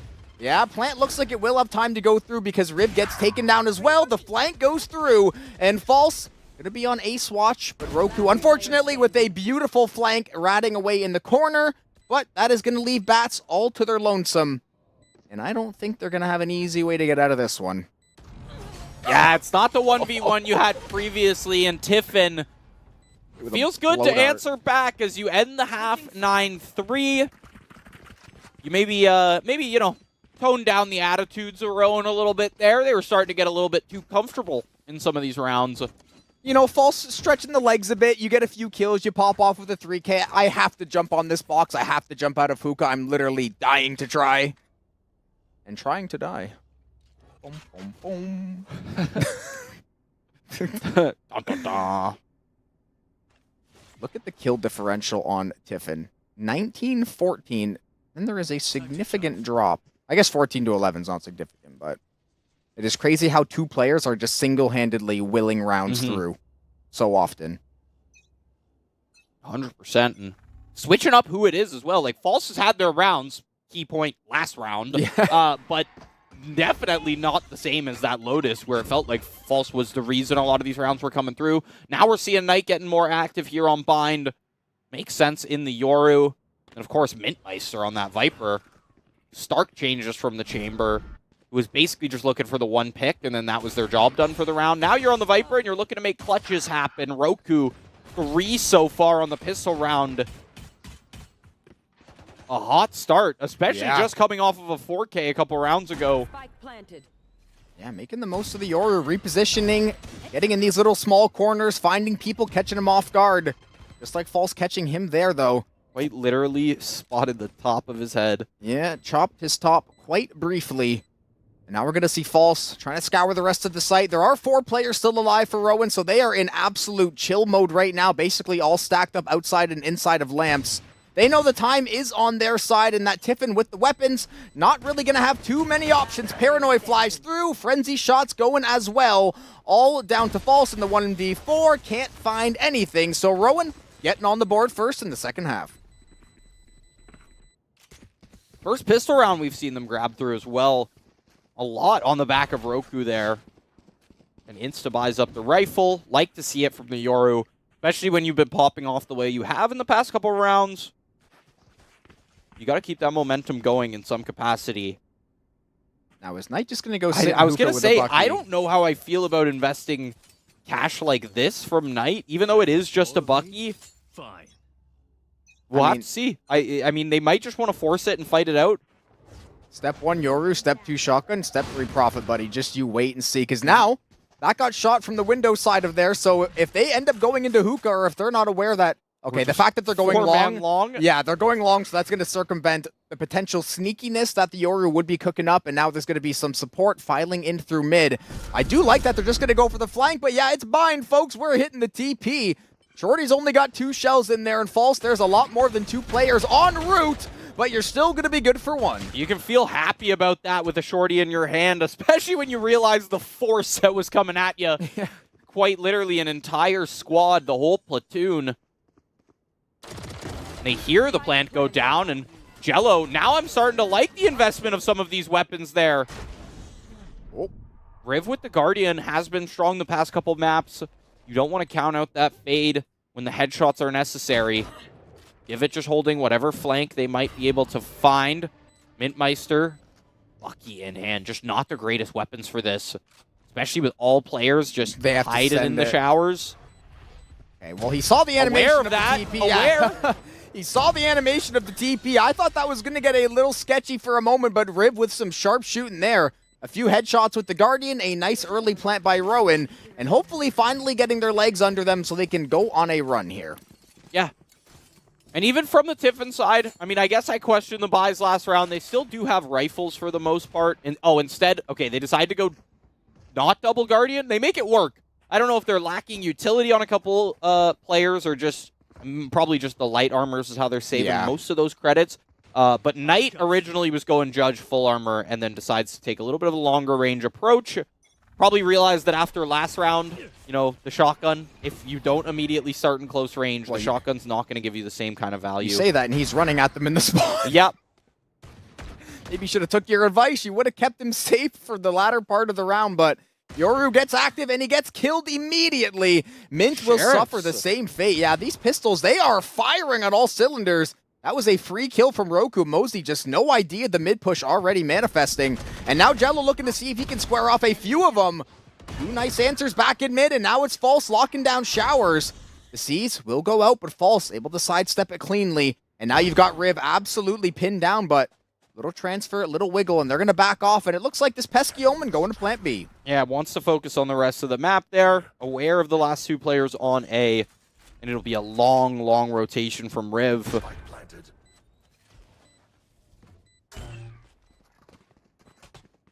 Got a Boombot and or look like the paint shells as well, so a lot of utility here for the post plant. Truey gonna send the dark cover. Paint shells going through Hookah to see if they can slow down the potential push. They've already taken the site, has Tiffin, and I don't know if they still have the paint shells for Rowan. Actually, the Raze is dead, so obviously they don't have paint shells. That was silly. Yeah, the post plant you have right here is the haunt, really, right? You're looking to make these reveals, maybe find those shots. Oh, they got the kill. Instead, you go 1 for 1. The spike, I don't believe it was halved either. No. If you get half, there's a chance. Almost. Good timing from Riv there as well. And no, I don't even think, with the half, you would have had to find the kill and immediately hop back on that. It would have been frame perfect if you were able to get it. Quite close. Riv, though. Did Riv die from the spike exploding there, or was it just barely? Yeah, just was able to escape out of Hookah. Yeah, 4,200, they definitely did not get taken down. Yeah. Because that money is not matching up with the rest of the crew, and that would be basically exactly what they're at. But now we are going to see it is definitely a mixed buy for the side of Tiffin. You get both of the shotties or just the Bucky, couple of stingers, you get a few sheriffs in the mix, and now they're going to go for a little waltz down mid. False getting ready with the Bucky. The walk down mid proves to be fruitful. They instantly catch two off guard. And almost a collateral with the Bucky. Rowan, how did you lose this round of all rounds? And they've lost it in the most devastating way possible. Yeah, just backwards game right now. Backwards game right now. Why buy a Vandal, folks? The Bucky's 900. How do you lose that round out of all of them? They didn't even... That round was 15 seconds long, too. Yeah. That's the most cooked part of it. Actually, you know what it was? It was the one time that Tiffin bought up the shotguns, and they actually went to where the shotguns were. Listen, sometimes that is just the play. Sitting in corners is nice. You can get a lot of good plays. Maybe just give 5 players shotguns, and then just give each one a lane, right? We have unironically seen that strategy a few times, and we've seen it. And the judges have worked too often. I was gonna say, I'm pretty sure. We've seen 5 judges. I'm harkening back to a time where we may have seen a judge ace.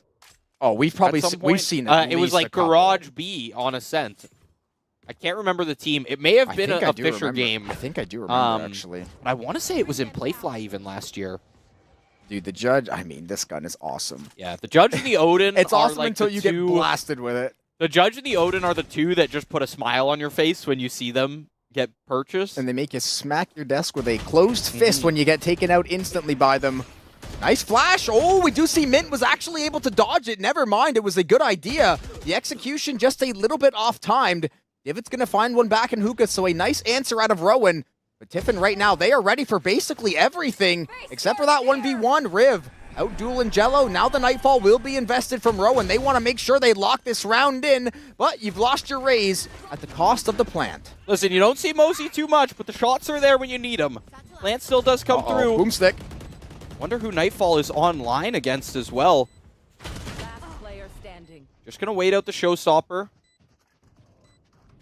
Bats, they have to be aware that the last player is Hookah there, especially with the way this smoke is playing out. Yeah, they're waiting straight for it.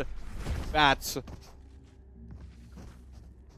Tough on the late rounds there, especially when you're the last player alive. You're also a deadlock with no util. Like, you're just a pylon with a gun, basically. You're playing Counter-Strike at that point. You don't have the lovely smokes that will, I mean, yeah, your teammates provide those smokes, but nobody was obviously alive for the post plan. And Rowan, we did see them. I mean, if you look at the timeline, it was 8-0, and then they really brought the game back. Unfortunately, the last few, I mean, that thrifty flawless, that really just, that just cuts down your sales. Yeah, I have to agree with you there. Knight, this time they're handing Knight the operator. Of course, Mintmeister not on the chamber, so the Yoru is the runner-up in terms of who's getting the op. Sheriff versus op. Who's going to win? Well, surprise, surprise, the op. brought a gun to a bazooka The one that fight. costs 3,900 more credit? Yeah, might make a little bit of a difference. Pay to win, some would say, but Knight is definitely on a target with the shots. Obviously, the pistols not making the lives of Rowan any easier this round.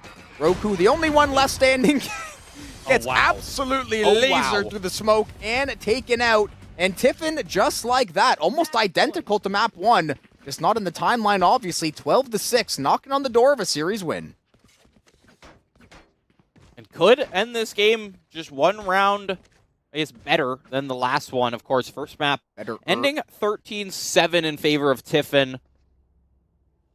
And here, I mean, now that you've got this momentum kind of back, I think they're really just going to walk it out, start taking those shots. Knight, the gate crashes have been insane, right? The rotations from the gate crashes, the amount of times where we've seen Knight find a kill. I hate this agent. Yeah. I hate it. At least it was some Yoru on Yoru there, so getting some of their own medicine. Yeah, well, unfortunately, Knight is dishing out the meds for everybody. That operator is putting people to sleep left, right, and center. I mean, yeah, you false got cocooned. You take the aggressive play, but then you just get to gate crash over to heaven. Uh-oh. Oh, Mosey. that's the freest kill you'll ever get in a video game. Yeah, good flank there. Oh, so's that one. And now it's Knight with their own dimensional drift. Oh, wait a minute. Pops realizes it's a clone. That's so bad he had Bats to check. quite literally bamboozled by this. And he literally had to check, though. It's a Yoru. I know. Yeah. You have to make sure that clone is not just turning around on you. Oh, what a finish. Yoru world starring the entire team with the Brimstone finally allowed to get active in the server. We saw Mosey just relegated to smoke duty, and, as Brimstone is most of the time, but now we can officially say every single player had a pop-off round, had a multi-kill, just had to wait for Mosey to get involved there. And that Yoru play, both of them, I guess, because we saw literally just stand in front of them face-to-face and block vision. That is the most Yoru play you can possibly draw up, and for Tiffin, obviously went very well. 13-7, 13-6, and they will stay undefeated. Yeah, moving to that 4-0, essentially clinching the playoff spot. Obviously you want to have the best record possible in the regular season there, but Rowan moving down to 0-4, moving into that win out or basically kiss your season goodbye situation there. So Rowan and a lot of these teams that we saw that were 0-3 that took the loss this week in all the titles, they're going to be in a tough situation moving on and starting to get to that, lock in or go home situation right there. But congrats to Tiffin for continuing their undefeated streak and having a very, very strong second map, too. I will say that. 8-0 to start it off before we saw Rowan really even get some kind of footing. And a lot of those Rowan round wins were like 1v1s in the post plant. Yeah. Could have went either way depending on where the crosshairs were sitting at. So very strong maps from Tiffin there. That will wrap up our first matchup for the night. I want to pull up the schedule there again. just so we get some reminders on who these Tekken teams are. Remember, Toledo, and I believe the Bearcats there. And yeah, finally getting Toledo on stream. We mentioned it earlier. Got baited on Monday. Monday night League of Legends got hit with some unfortunate server issues there. Because I was like, I know this logo. Why do I know the logo? Well, we just didn't happen to actually get them on the stream eventually there. But that'll be our next matchup over at 9 p.m. So we got about, 35 minutes looking at that.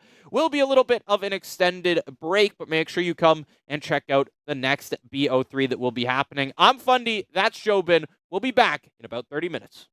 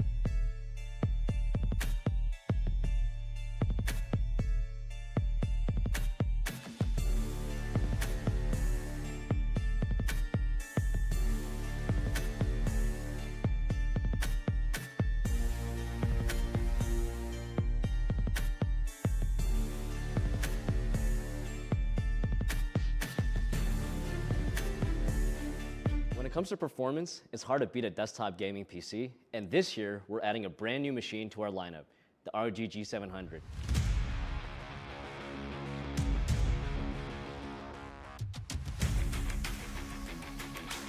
Now, not everyone wants to build their own PC from scratch, but if you're the kind of person that just wants a powerful, reliable machine that will get you up in gaming right away, the G700 is perfect.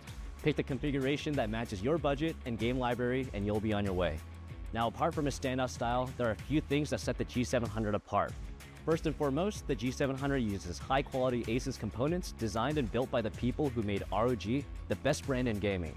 From the high-performance Intel or AMD processor to the new ROG Astral GeForce RTX 50 series GPU, each combination of parts is thoroughly tested and validated for performance and compatibility with a cooling system that's been optimized for this specific chassis and the components inside.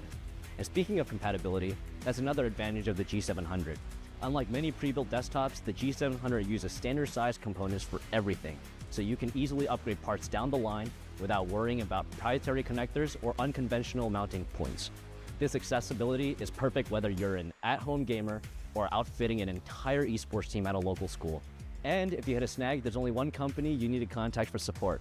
The G700 comes with an extendable 3-year warranty, and our service team can help you with anything you need.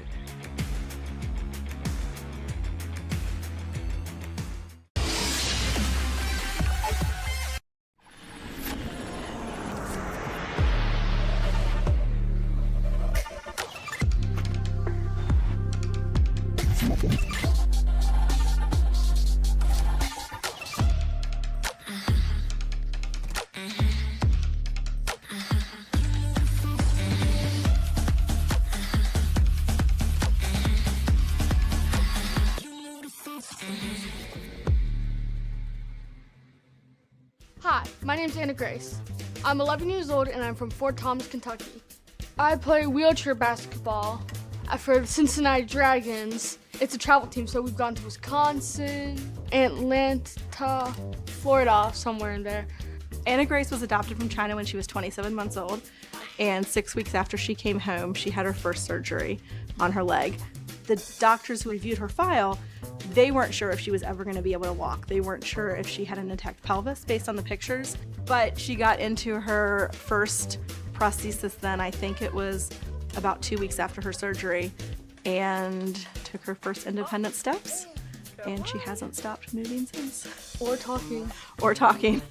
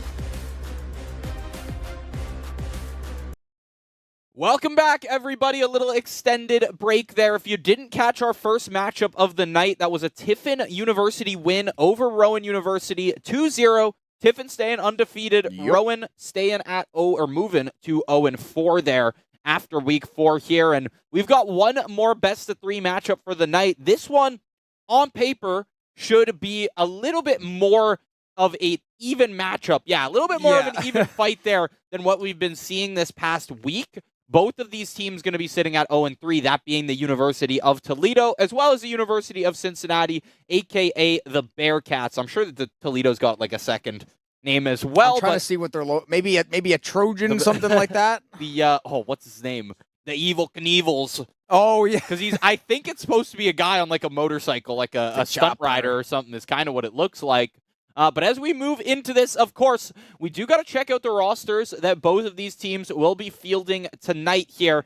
From Toledo, Jagi, Kled, Roranoa, Sebas, and Bonnie XD. And for the side of the Bearcats, it's going to be Nox, Martian Walk, Juno, Gray, and Reverx. Reverx, yeah. And classic this is the this is the Cincinnati roster. I believe we saw them back in week 2, I want to say.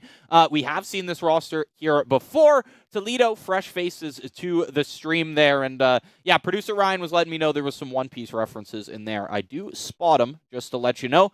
As we move into this one, though, of course, map screen is going to be ready and waiting for us. Just send us straight into there. Let's check this out. Yeah, let's see. We are going to get some new flavor. I do like to see this. Corrode Ascent. So map ban, obviously Ascent not going to be banned out there because we're playing at map 2. So, all 3 actually are sitting there. Actually, that's a really good point, Funny. That's an astute observation. Some keen eyes on you. It's okay, Ryan. We all make mistakes here and there. Yours just are a little more public. But it is funny. We are going to get Corrode, Ascent, and Sunset, the newest map to Valorant. The show match and the release was a few months back at Masters Toronto. Now we are through Champs. Teams have had a little bit more time to play the map. We saw a decent amount of it at Champs, and there are 5 Battle Sages on my screen. I'm sure those hovers are obviously going to get switched over sooner than later. And now see, this I'm kind of excited to see because the last time we saw Corrode on the stream, Joe, but I don't know if you remember, but there was 15 knife kills. It was this game. map. Yes, it was on Corrode. I've been referencing that game, but I forgot what map it was. Yes, it was a. It was a bit one of those very uneven week 1 matchups that just happened. And yeah, I can't remember the teams at this point, but they were. Let's just say one of them took it to the extreme. I'm seeing hextuple sages. My eyes are.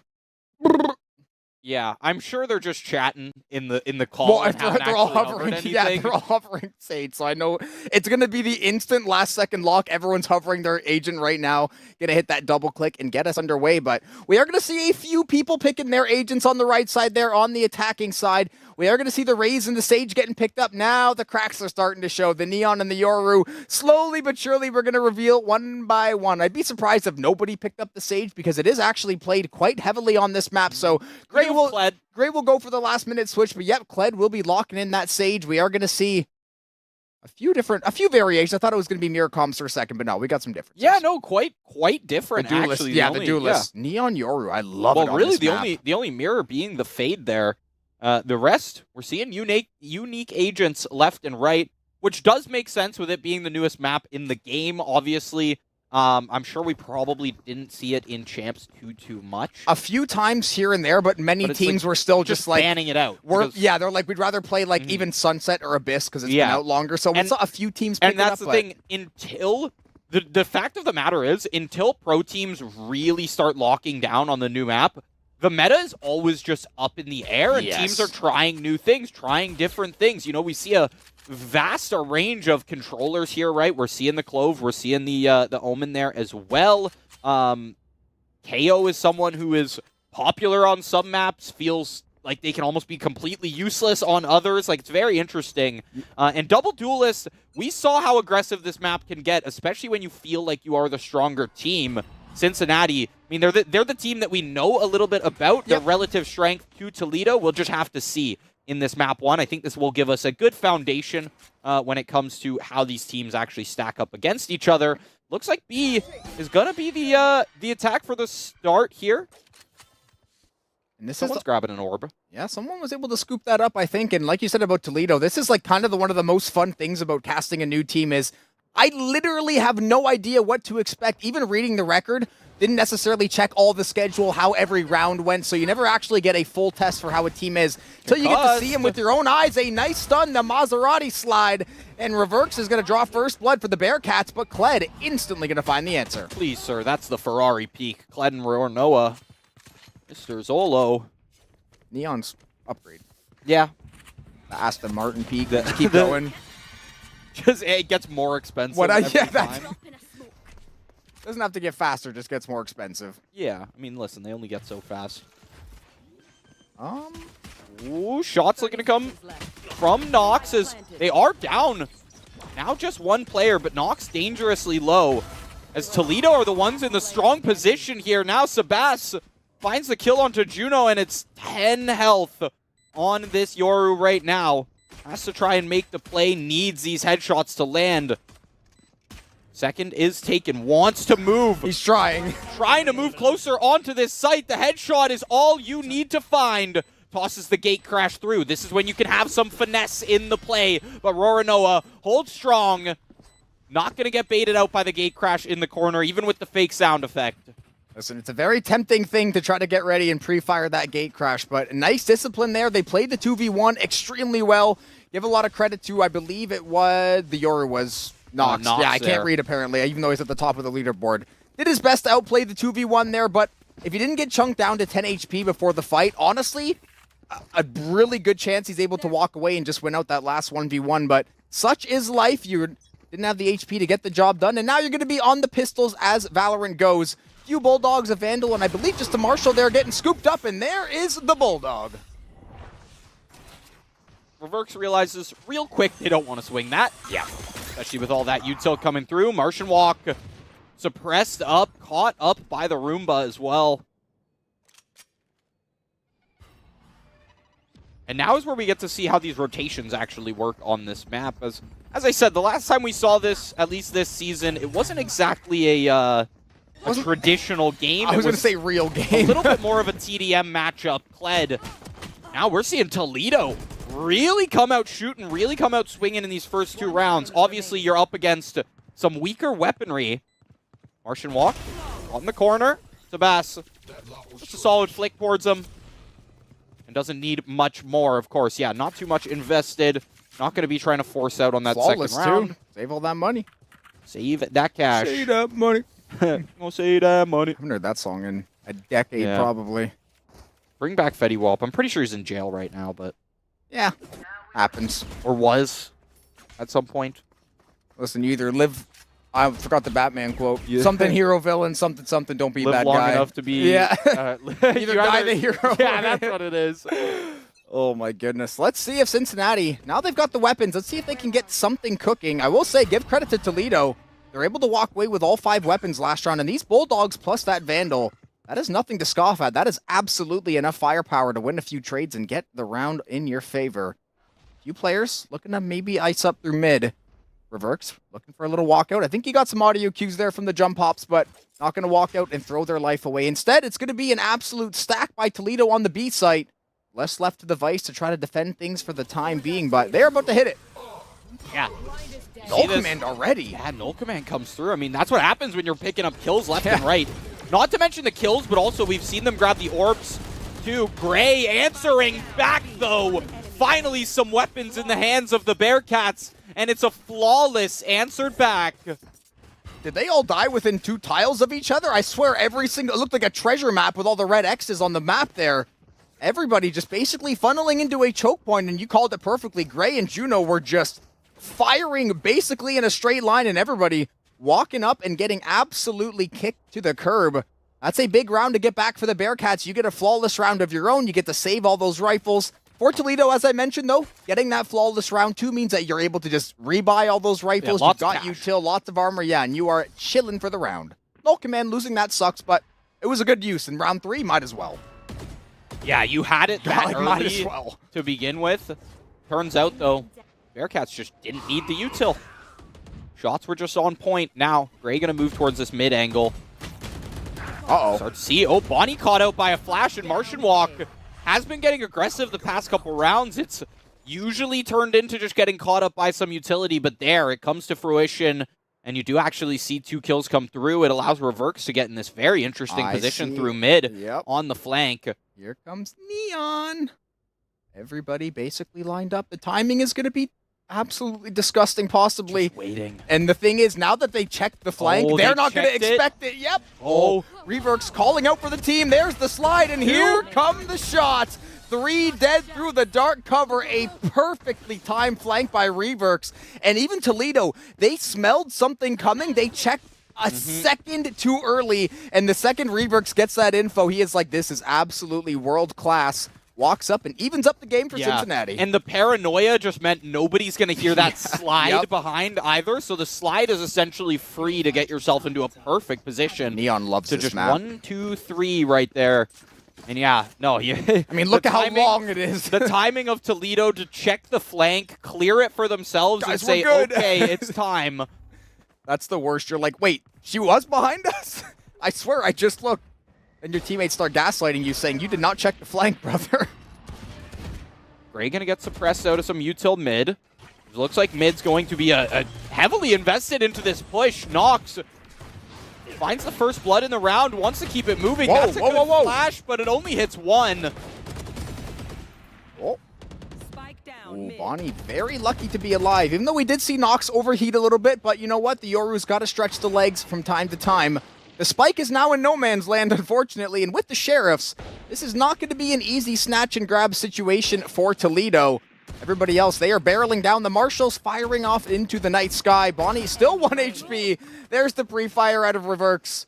And now we're going to see all down to Roanoa. Oh, that's the slide. What is with this map and knives, man? I don't know what it is. What is happening? I don't know what it is. It's only this map. We've seen more knives on this map than I have seen in my entire, now 4-year career casting this video game. Genuinely more in that one map. And is it, I don't want to say it's like a Neon thing, because we saw everybody the first time we saw the map just going straight with the Switchblade, but the fact that Reverx is able to just run up there, obviously Roanoa not having great weaponry, will let that play happen a little bit easier, but still doesn't feel good, and the Neon sitting on 8K in cold hard cash. Yeah, Cincinnati, I mean, you lose the first 2 rounds to some just fantastic pistol play from Toledo, and now, though, Toledo seems at a loss when it comes to the util. That wall down mid. Gonna stop things for a good second. TP's into the paint shells, but luckily only tapped up by a few. It's not going to be as devastating as it could have been. Reverx, of course, gets to answer the other side. They aren't aware of Martian Walk. They completely forgot about the Omen. As the shots just keep coming through, the kills are flying left and right. Sabas stuck in the dark cover. Must make this rotation out, but you are going to have a rude awakening. You stare down mid, or just get prowlered out. Now they know you stayed. Yeah, unfortunately, the Hunters are on their way. Martian's going to walk away with the 3K, and that fast lane out of Reverx literally blocking vision from the entire site. You walk between the walls, you get a free kill on the Clove, everybody else firing around you. That was perfect util setup, and that is typical. You know, Valorant, listen, if you can spam out the util and you've got a Neon shooting like that, great things are possible. 11 kills already through the first 6 rounds, and Cincinnati has really found their footing.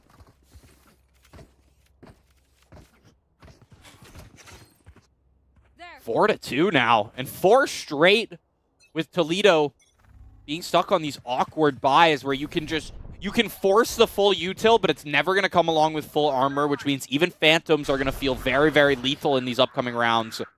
Reverx, close range, first time that we've seen Jaggy really get involved in this game, and free gun. Yeah, that is true. Gets to push up pretty far as well. I guess they already had guns. I forgot. Yeah, but Jaggy did just have the Sheriff. Oh, I was going to say, I could have sworn somebody had a pistol. Kill. Yeah. So a nice upgrade to start. That's a good player to pick off early, and especially when a player is having this good of an early game on Neon, you know they are W-keying you sooner than later. That's true, actually. Once they feel like they've got your number, you know they're going to heat check at least once or twice. Now maybe Reverse will play a little more passive. I doubt it for some of the rounds, but you've at least showed them, hey, you're not going to walk mid every time and get 3 kills, but if you walk through a dark cover, Juno will take care of you. That is 3 dead in the blink of an eye. Jaggy is doing a lot of fantastic work still down in mid. Unfortunately, the spike still has to, I say, get planted. They got to pick it up. Yeah. Jaggy, here's some footsteps, but a great two-man play means Juno walks away with a 4K there, taking some cues from Gray in the earlier rounds of just standing on B, finding all the kills. And it seems like Toledo really trying to play off of these Sebas pop flashes right out of the dark cover, and it's working for maybe one player, but most of the time, Cincinnati seems just ready for it and not getting actually hit by those flashes. At least not full blind. At least half turn, Yeah, to the point where by the time that push comes through, you're not blind like Velma at all. looking for your glasses. That's how it feels, though. When you get paranoid and hit by another flash, it literally feels like you're in a void trying to figure out what's going on. Yeah, I can't see, I can't hear. When you peek out and see a Reverk triple kill, it really got you saying jinkies. I saw a flash of blue light. Speaking of flashes, Jaggy's going to round one up with the showstopper. And Toledo looking damn good in the early round. Saw a few players at least low on HP. I think that was a little bit of decay from the fade, so they're going to get back juiced up to full. They've got some big ultimates online to finish out the round. We did see Cincinnati invest in Nightfall as well. Definitely would like to have it back. Too. Yeah, now they just put Cincinnati on an insane timer, and they've got nowhere to run. They're both seized. Both seized up right now. Gonna have to be almost double swinging this, and could even just get collided through. There's the Sebas flash finally working out quite well for these picks. And that's the Toledo that we were expecting to see from those earlier rounds. That just flashbang you two. That was the brightest kill animation. Oh my goodness. Yeah. Speaking of can't see, where are my glasses, man? It actually popped the glasses off of your face. Ryan thinks he's a funny guy. Yeah. Should we repeat what he said? Or No, I didn't hear he the said last instead bit of of Jinkies, you should say Jaggies. Jaggies. That's Shaggy, brother. That's a different character. Yeah, that's true. All together. Ryan's still not getting the joke. What typical. Come on. Typical. Now let's see if Cincinnati can get back on the board. Look at this aggression down in mid. Nox and Roanoa get to trade one out apiece. Null Command is going to get activated from Toledo, and they are pushing the B site early and often here. I'd love to see these early plant attempts. Reverks right now cooking up an absolutely filthy flank that may or may not come to fruition. Yeah, and push, you know, not exactly shut down the same way we've seen these previous B pushes. Instead, the Null Command works to just make players back off. You found the pick onto Nox. Garden. Steel Garden going to come out. Bonnie already ready with the Sheriff in hand. Reverks ulted and got killed instantly. I heard it. Up there, but you do have a player advantage now from the side of the Bearcats. Sebas in the 1v1. Shots, though. Gray pops into the dark cover, loses vision, but Sebas does not. 5-4. Toledo bringing things back into their hands, bringing the cash back into their hands, too. Sebas has lived 3 rounds straight now, I think, or getting close to it, and 5,400 in the bank. Cincinnati starting to hurt. Okay, Reverks did ult. I know I heard the voice line, but sometimes if it doesn't fully activate, you might get like lucky where it didn't get cast. It back. Yeah, where it didn't actually get the full cast. That happens a lot on some of the ones where it takes, like Viper ultimate, Sova ultimate, some of those ones where there's a lot of a charge up on it. Yeah, it's exactly. Canceled. You are not the hunter. You'll be using that next round, partner. Honestly, nothing hurts more than when you pop it and you just instantly you stare die at the cooldown. Yeah. You're like, please, Riot, don't take it, don't take it. Especially some of these, I mean, a lot of the ultimates with these agents specifically, these are big, like, sight-clearing ultimates or high damage with the Neon. Yeah, a lot of them are 7 to 8 points as well, so these aren't, you know, the Cypher ultimate, get 3 kills, grab 2 orbs, and you're going to have the ulti just like that. That is the Battle Sage to perfection. Kled with the early pick. Nox has a few lined up perfectly, able to shut down Sebas. The KO has been a thorn in the side, and now the Yoru getting a little bit more active on the A site. 3 players left from Cincinnati, 3 from Toledo, and now Nox is going drifting. Dimensional Drift, get this intel. That's what you want from your Yoru. You've spotted out all 3 players. This will definitely give the info you need, but the left-right strafe, I believe it was from Roanoa there. Bonnie comes back, just ran down. That's kind of what we're expecting there. Not much you can do. Although, another situation, though, where that was a pretty big ult investment right there. And granted, in a 2v2, should that respawn have actually come through, it's a good situation to be in. It's not perfect, but much better than a 1v2 for Jaggy here. Not a lot of time either, so this is going to be basically plant and pray, or pray and then plant, I guess, either order at this point. You basically need a miracle. Trying to bait out some of the gunfights. I don't hate that idea, honestly. You can maybe bait Cincinnati into scamming even one player, go for a quick hop or something. So a nice try there out of Toledo. It will be Cincinnati scooping up round number 6 for themselves. And checking a look at the economies, it looks like Gray is having I guess a few of the players not really too high on cash, and that's just because Toledo was racking up the frags. Gray, I mean, had very strong early rounds, but recently has been taking more aggressive peaks, more aggressive swings. We saw it last round there towards A, and the shots just haven't been hitting and just been getting traded out very, very quickly. Same with Nox, right? Nox has been getting aggressive, but a lot of times it's a 1-for-1, maybe. Looks like our graphics card reset for a second there. Gonna have to get the feedback up. We were blind, but it's fine. Paranoid yet again, 3rd time tonight. It's okay though. No kills were missed just yet, and we are there for the first one. Speaking of Gray, back to being aggressive, like I said. Aggressive. Works out much better this time. That chuckle was all I wanted. You see, it looks like the Sage was full flash there for a minute. That yellow light was beaming on the top of the head. Reverx has been cut down a few times in the early round. This time, though, bit of an off angle, finding a few shots through the smoke. Yeah, so actually, that's good damage over there on little the Clove Omen Venn diagram. But the beautiful thing about Sage, when somebody gets killed in spawn, you can revive them. Unfortunately, it was just to feed Gray another kill. The same kill back as well. And your friend. Got a triple kill. Only killed 2 players. Got the intel now on Bonnie. Still unaware of number 7 there. You do not have a lot of time to make something happen here. And just split on opposite sides of the map. It's a long rotation from this fade. That being Roranoa. Both go down. An ace from Gray. Is that an ace? An ace with a large asterisk. It didn't say ace on the screen. It did not, because he didn't kill every player on the team. Killed Sebas twice. And I believe it was Jaggy, who was killed by someone else there. Martian probably they got towards mid, or maybe a Reverx kill over on the other side of the map. An unofficial ace. Gray will still say it's an ace. A 5 kill. Yeah, but he's going to call it an ace. Yeah. I mean, as you should.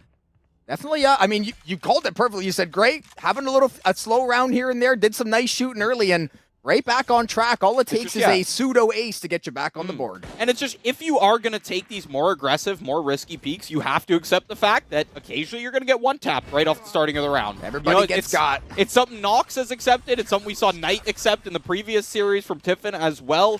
You know, you can make these show-stopping plays, but in the end, you are going to have to accept the deaths when they do come. Breaks through the wall. Reverx very quickly wants to get this aggression started.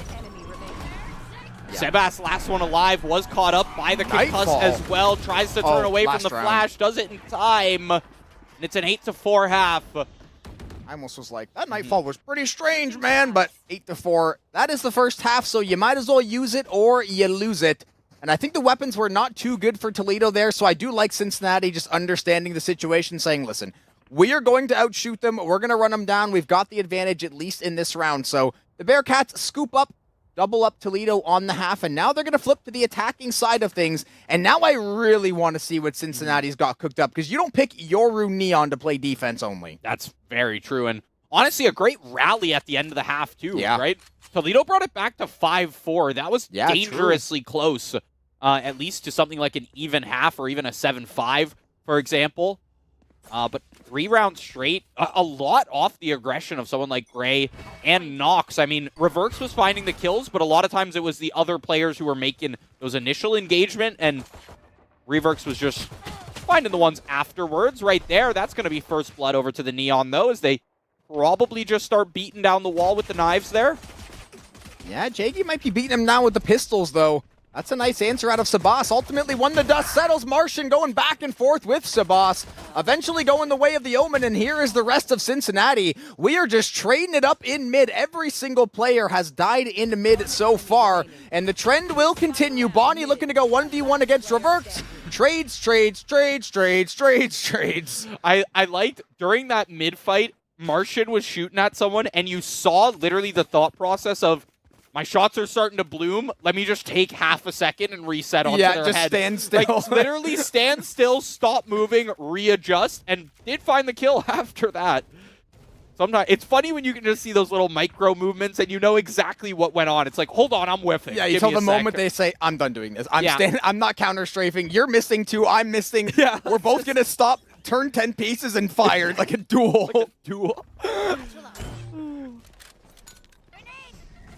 Oh, Reverx gets down What? quick as well. What? Sebas was just flabbergasted that Reverx was even there. The aggression from the Neon textbook movement there flies past the util mid. They were not expecting that. There was a paranoid or a blind player on one side and just... Don't feed the Bulldogs and the Guardians now, though. Ammonium chaos there.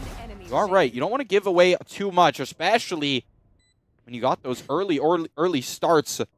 A Marshal is a great thing to have here. I don't think there's armor on the other side. I don't think they invested much. No armor. You're right. We're talking about one shot each player here.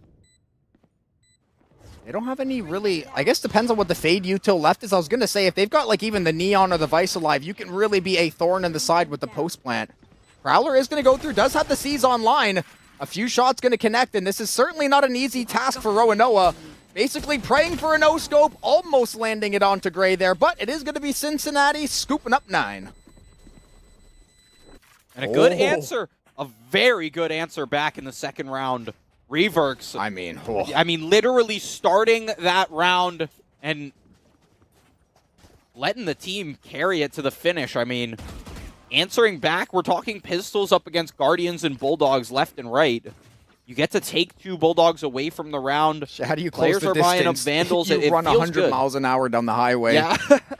Well, guys, I'm not in range to use my weapon, so how about I just close this distance in literally 2 seconds?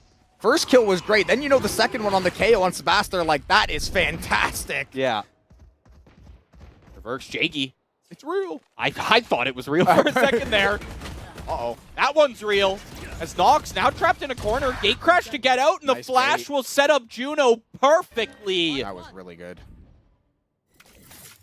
Playing as the bait as well as the setup.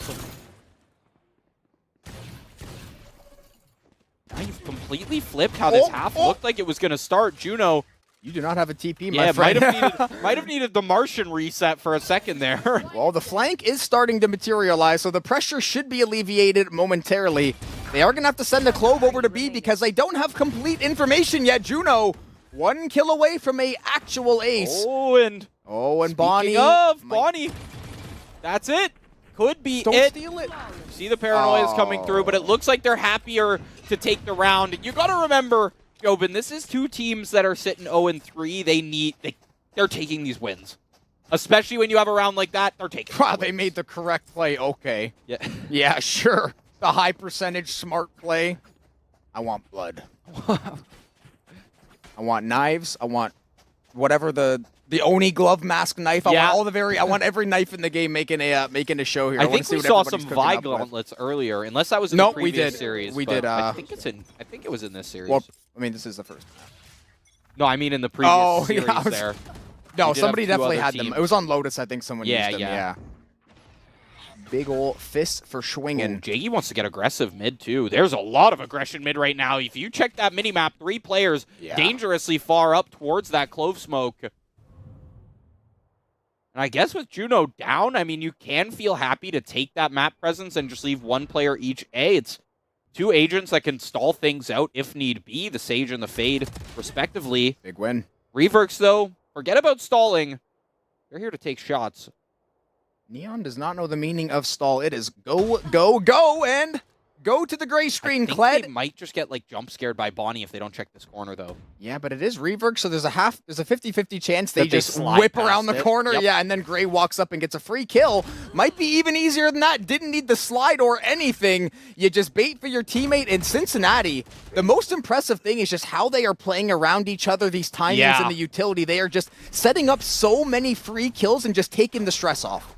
Yeah, I will say, I mean, even when you have someone like the Yoru, who, I mean, Nox has been making solo plays all game. Couple rounds ago, just decides to set up for the team with the flashes, set up for Juno's near ace towards the end there, and Reverk's clean shots. Yeah, even going to the ADS too, just for a little bit of flair. And now Rowan Noah sadly by themselves yet again in a very, very tough spot. Not much you can do there. 11-5 now. Crack past double digits. What was the score of this game? Yeah, it was 5-4. It was 5-4. Wow. That went quick. And I know for Corrode, it's still early in the map being out relative to the game, so it's not the typical. I don't think there's a clear-cut side where it's like when attacker when side, Ascent was out, defender it was side. like, oh, defense Ascent, we're winning 8 rounds in the half, and then we have to just try to cook up something on the offense. Corrode, I think most of the maps now have been a little more 50-50, especially just the way the metas have evolved, and the fact that you can now start on defense, yuck it down mid, and kill somebody in the first 2 seconds, where maps didn't really work like that all the time before. Yeah, I mean, you could do that on Ascent, but it's much more risky with all the angles. That's more of what it is. You just a lot more window to get punished. A lot of corners on this map to tuck in, though. And a lot of players just standing in front of me, mobbing. There's the Steel Garden. Yeah, very nice. Uh-oh, Kled's in trouble. Lock up those primaries. You do have spots on a couple players in the back. Bonnie answers back, though. Vandals, of course, rifles are in hand, right? This is the last round where the rifles are really going to be in full swing for Toledo. No plan and as you yet. evened it out, yeah, you really want this round to come into your hands. Nox got a great position there up high. Jaggy, though, Spike planted. gotta watch for that flank. They're gonna see the Nox paint is cells aware here. of it, though. Oh, somebody got scanned out there. This is really disciplined out of Cincinnati. They are not giving a pixel to Toledo to shoot at. And now you've got Nox up in tower, knocking people down. And Juno has been so consistent on this map so far. Clip after clip, bringing Cincinnati onto map point. I like this map, man, a lot, I think. I think maybe because we're getting, like, Fiesta games a little bit. The first time we had it on here, you described it as a 3-lane COD map, and I think that is the best way to describe it. Like, it feels like you're playing Search and Destroy with an extra player. I think I also just like Neon and a good Neon, and that is and true. Reverx is making me enjoy this so much. The comp right now and the aggression from Cincinnati is making it feel very fast.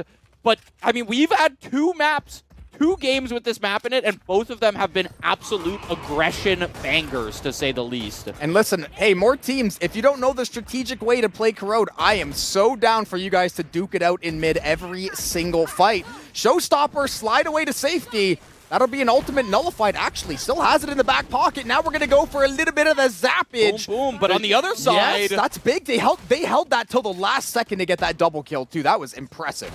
Uh-oh. Use Thunderbolt. Oh, it's done. Down A. Yeah. They're just back to Iron Tails for the most part. Instead... They're getting, like, pseudo-E-code, by the way. Yeah.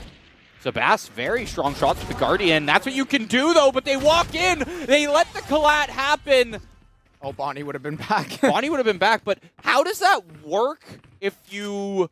It's like Renata W, basically. Yes, but if you're in that form and the other, like, last player dies, does that just end the round, or are you counted as alive? I believe you're counted as alive because the picture lights up, but then you're still on the timer. So if you still need to find a kill. If the enemy player just hides, you will eventually just bleed out. Yes. Fade. Yeah. Okay. I'm pretty sure that's how. I think that's how it works. I don't know. Again, I don't know if they've changed it. Because it's like, here and there. I know how Renata bailout works, but there is no round timers in League of Legends. So like, if it fades, it fades. That is true.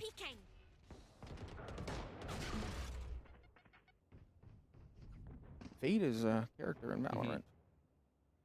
No, I said I was saying I think it's like 5 to 7 seconds for the Clo Vault. About that, like it's not a long time. I want to see if Toledo can at least dig in That's their heels flash. here. Yes, Nox just got hit in the face with a grenade. Yeah, then they got collatted. Again, Jakey has been huge in these past few rounds for Toledo. It's somehow a 2v3 though. This is still competitive somehow after that entry. I mean, yeah, but it's do or die for Toledo, and they're really... really, Oh, Jaggy. working for it right now. I love watching Neon just slide, slither around the map. Luckily for Cincinnati, you do see Jaggy's flank right now. Oh, no more Vice Wall. I was going to say there's a Vice Wall, but perfect timing there from Bonnie to just make their play. Yeah, silver lining for the Bearcats. You do get a late nightfall out of Toledo, but Toledo at this point, they've got to have every single round. So at this point, no investment is going to be too high of a cost for them, especially if it means they can keep a few of the weapons online in tow and work through the firepower that way. But the money looking good enough for Cincinnati for now. Dimensional Drift, Nightfall, and that glorious Omen TP all in the back pocket ready to go. And look at Martian literally having a LeBron stat line 2020 game almost already. Yeah. That is a teammate and a half. Yeah. Nice little double-double. The triple-double is, it's Triple-double's a little worse. That's the thing. You're like, yeah, if you have like 25, 10, 25, you're loving it. But yeah, if you go 10, 10, 10, you're like, I guess that's okay. I guess I'll take it's a it. triple-double. That's a big kill. No dimensional drift for this round. And Cincinnati will be broke, I believe, if they lose this. Yeah, I think Cincinnati is still just fine with it because of the lead they have, but the Nice lead's shots. getting cut down very quickly. I mean, we're only 5 rounds away now, and they keep getting set up for more. Kled wants to find those. Juno answers back with a wide swing.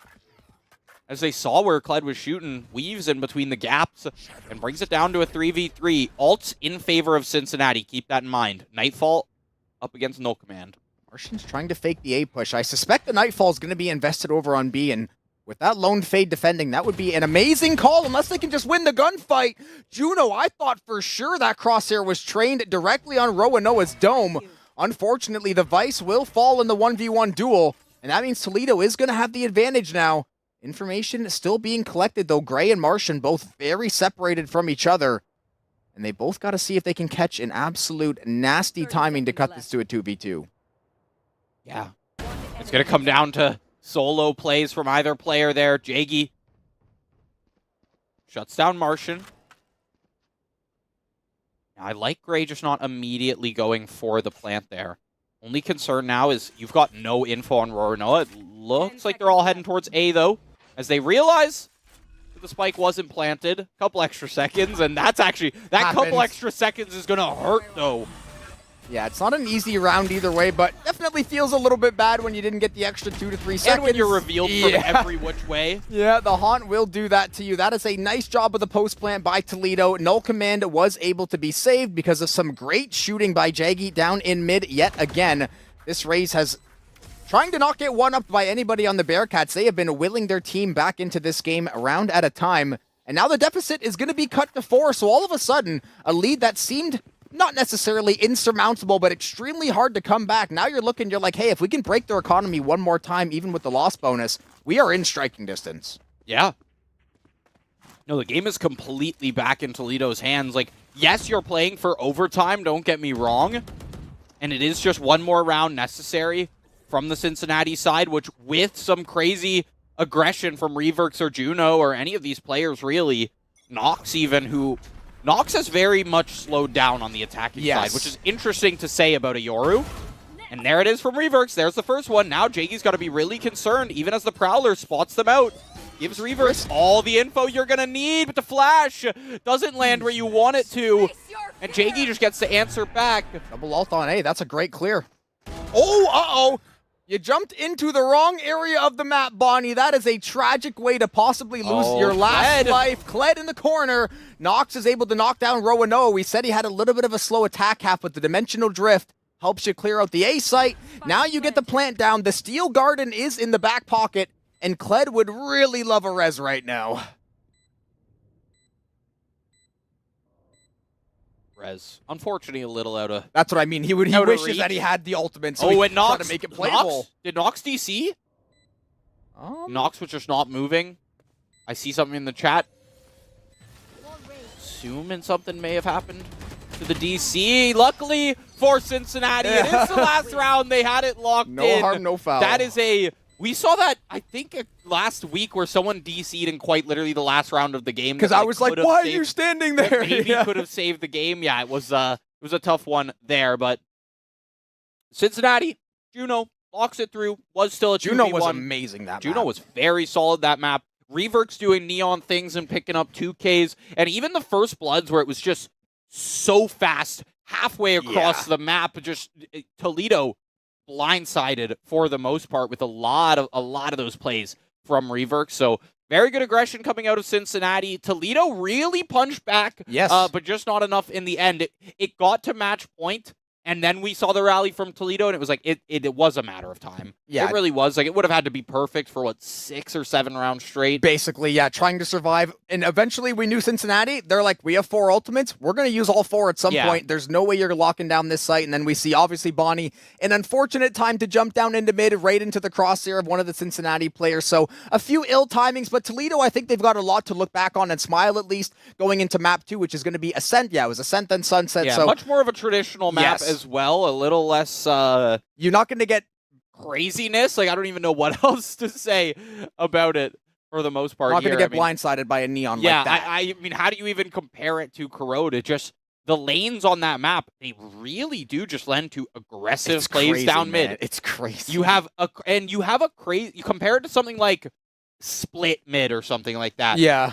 Bind mid, I guess. I forgot Split was a map. Yeah, but think about the way mid is set up on a lot of these other maps. Even Ascent. Ascent mid is huge, but you still don't have the same amount of crevices and walls and angles. Each and of the 4 doors has clear corners to hide, and that's the clear-cut corners, whereas over there on Corrode, there's just 10 different spots they could be. There's flank angles, and then you saw how Reverks was able to just pick a lane and fly through. No fast lane even needed. 1 flash is usually all they needed to cover that entire lane. Yeah, it was, and then Neon quite literally has the fast lane. Yeah. So you just create 2 walls, cut off all the lines of vision, and then you can absolutely fry in there. But we are going to go to a quick break. Hopefully no DC issues from the Cincinnati side. Fingers crossed. When we do get back in map 2 of this series in the PCL. See you guys in a few minutes.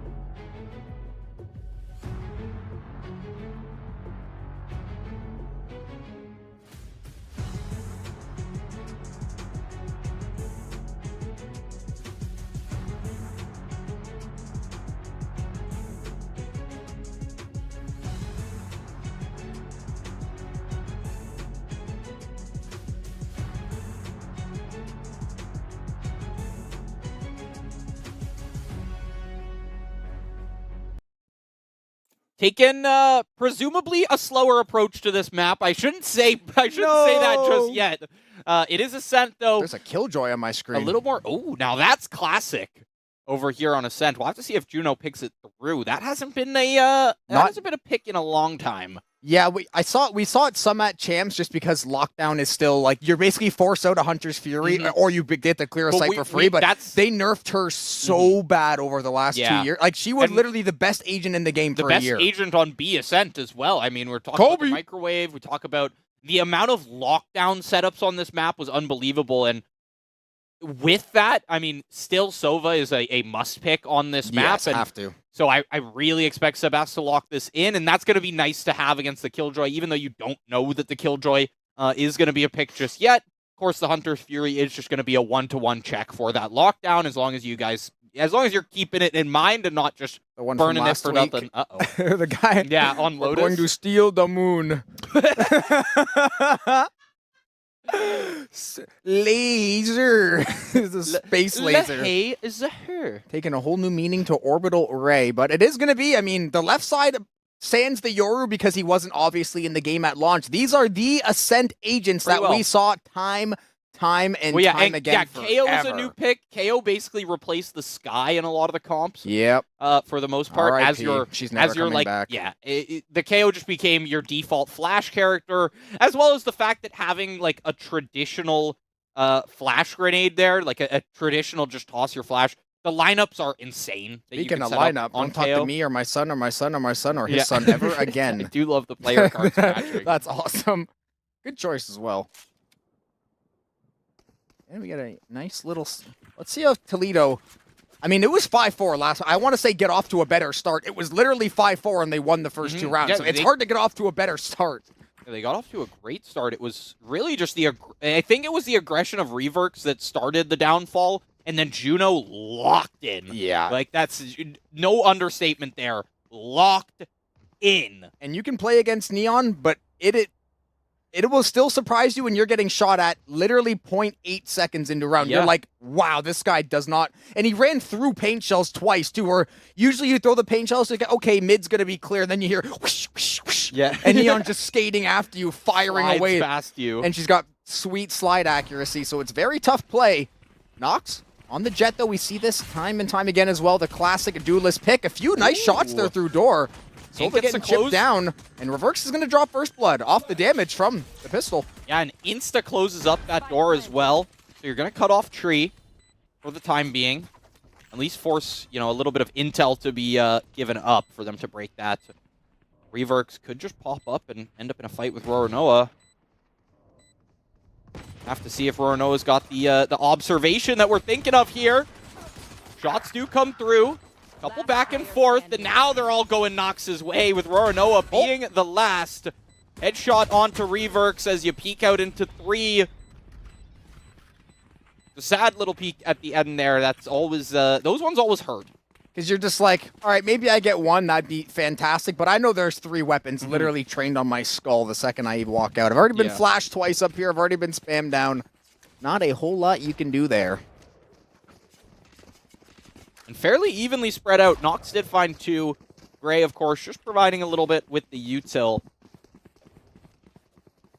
Listen, this guy's a bowman, not a marksman. Yeah, but, I mean, a pretty open and shut pistol round. Yeah. Nox comes in with the Jet, a character that we basically have only seen on Ascent now, as it's really fallen off as a pick for the most part. And when you're shooting like this, you love to have that Jet on your team. Yeah, this is the solo queue game you dream of UQ, and you're just like, oh, 8 kills by round 3. Thanks for the elo, my friend. But we do see a nice answer near tree from Bonnie. Unfortunately, it was a lone answer to the 4 kills that the Bearcats found. And that means the A site, theirs for the taking. And Roronoa, yet again, the last one alive.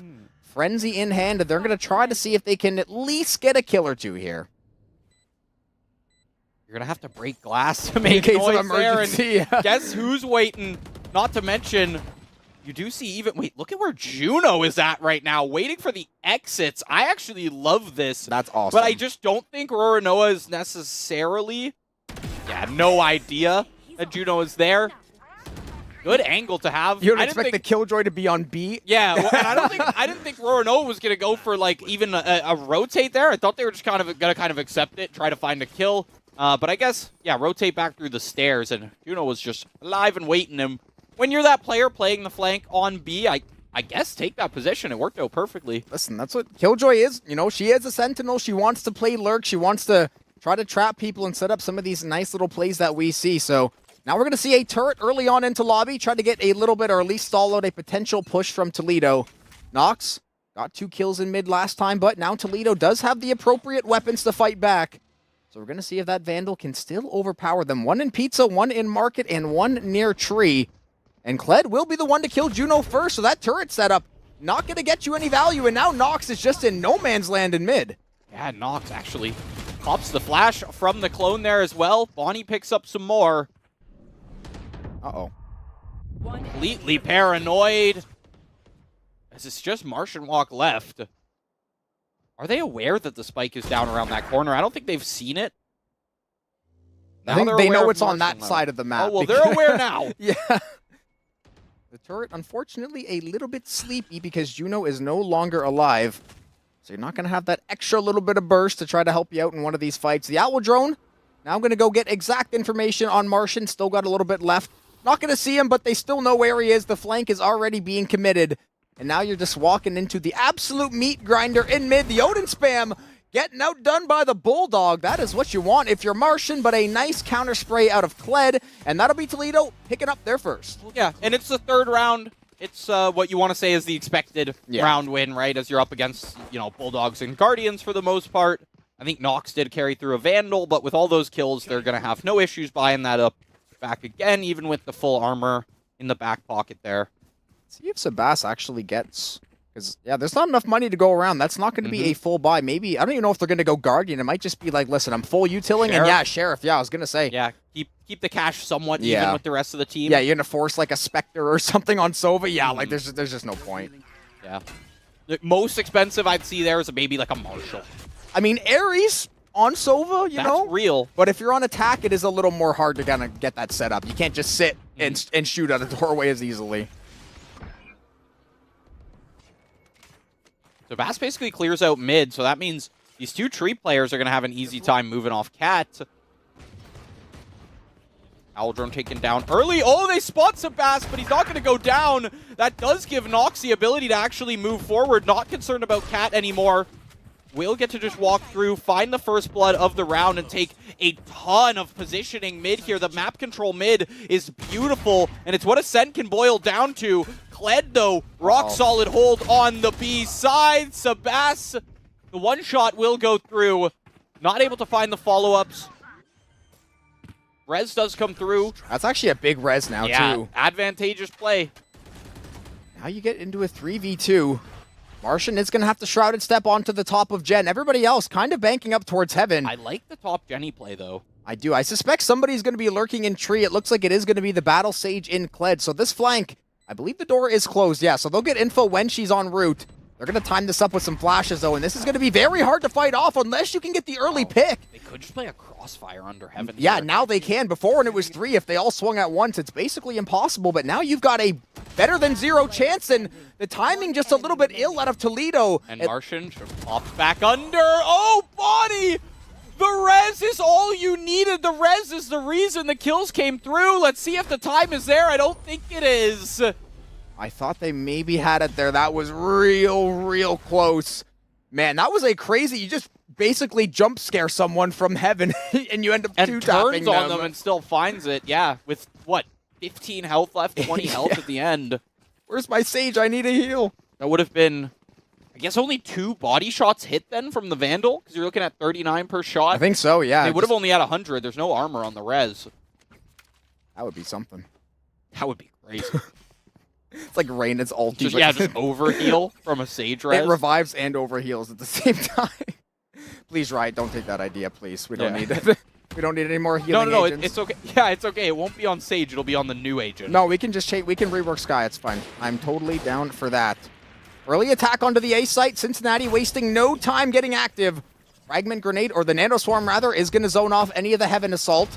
Sebas and a few other members trying to get something going in Tree, but All they're getting is cut down at the knees. Kled the first one to go.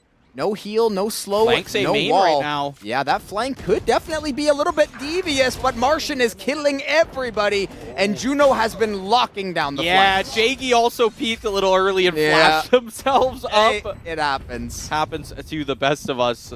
You just went, oops. Oopsies. See the kill feed? You're like, something went wrong. 4-1 now. Cincinnati back to their old ways. Looking like the second half of that road map over there. But the lockdown is 9 points.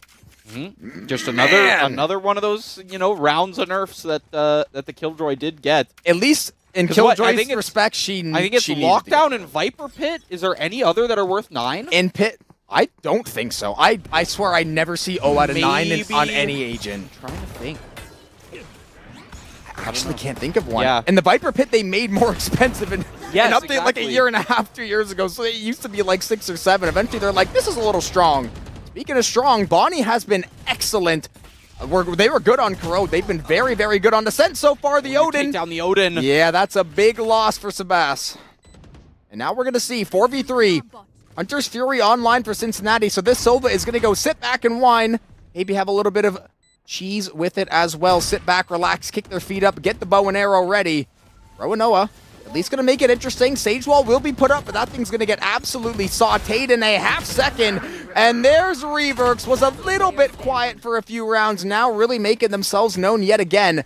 Is going to be into the 1v1. That shock dart might do the trick. Yeah, there she goes. Oh, wow. Right before the suppress came through as well. Sees the knife and realizes, all right, I'm either popping this right now or I'm probably not popping it.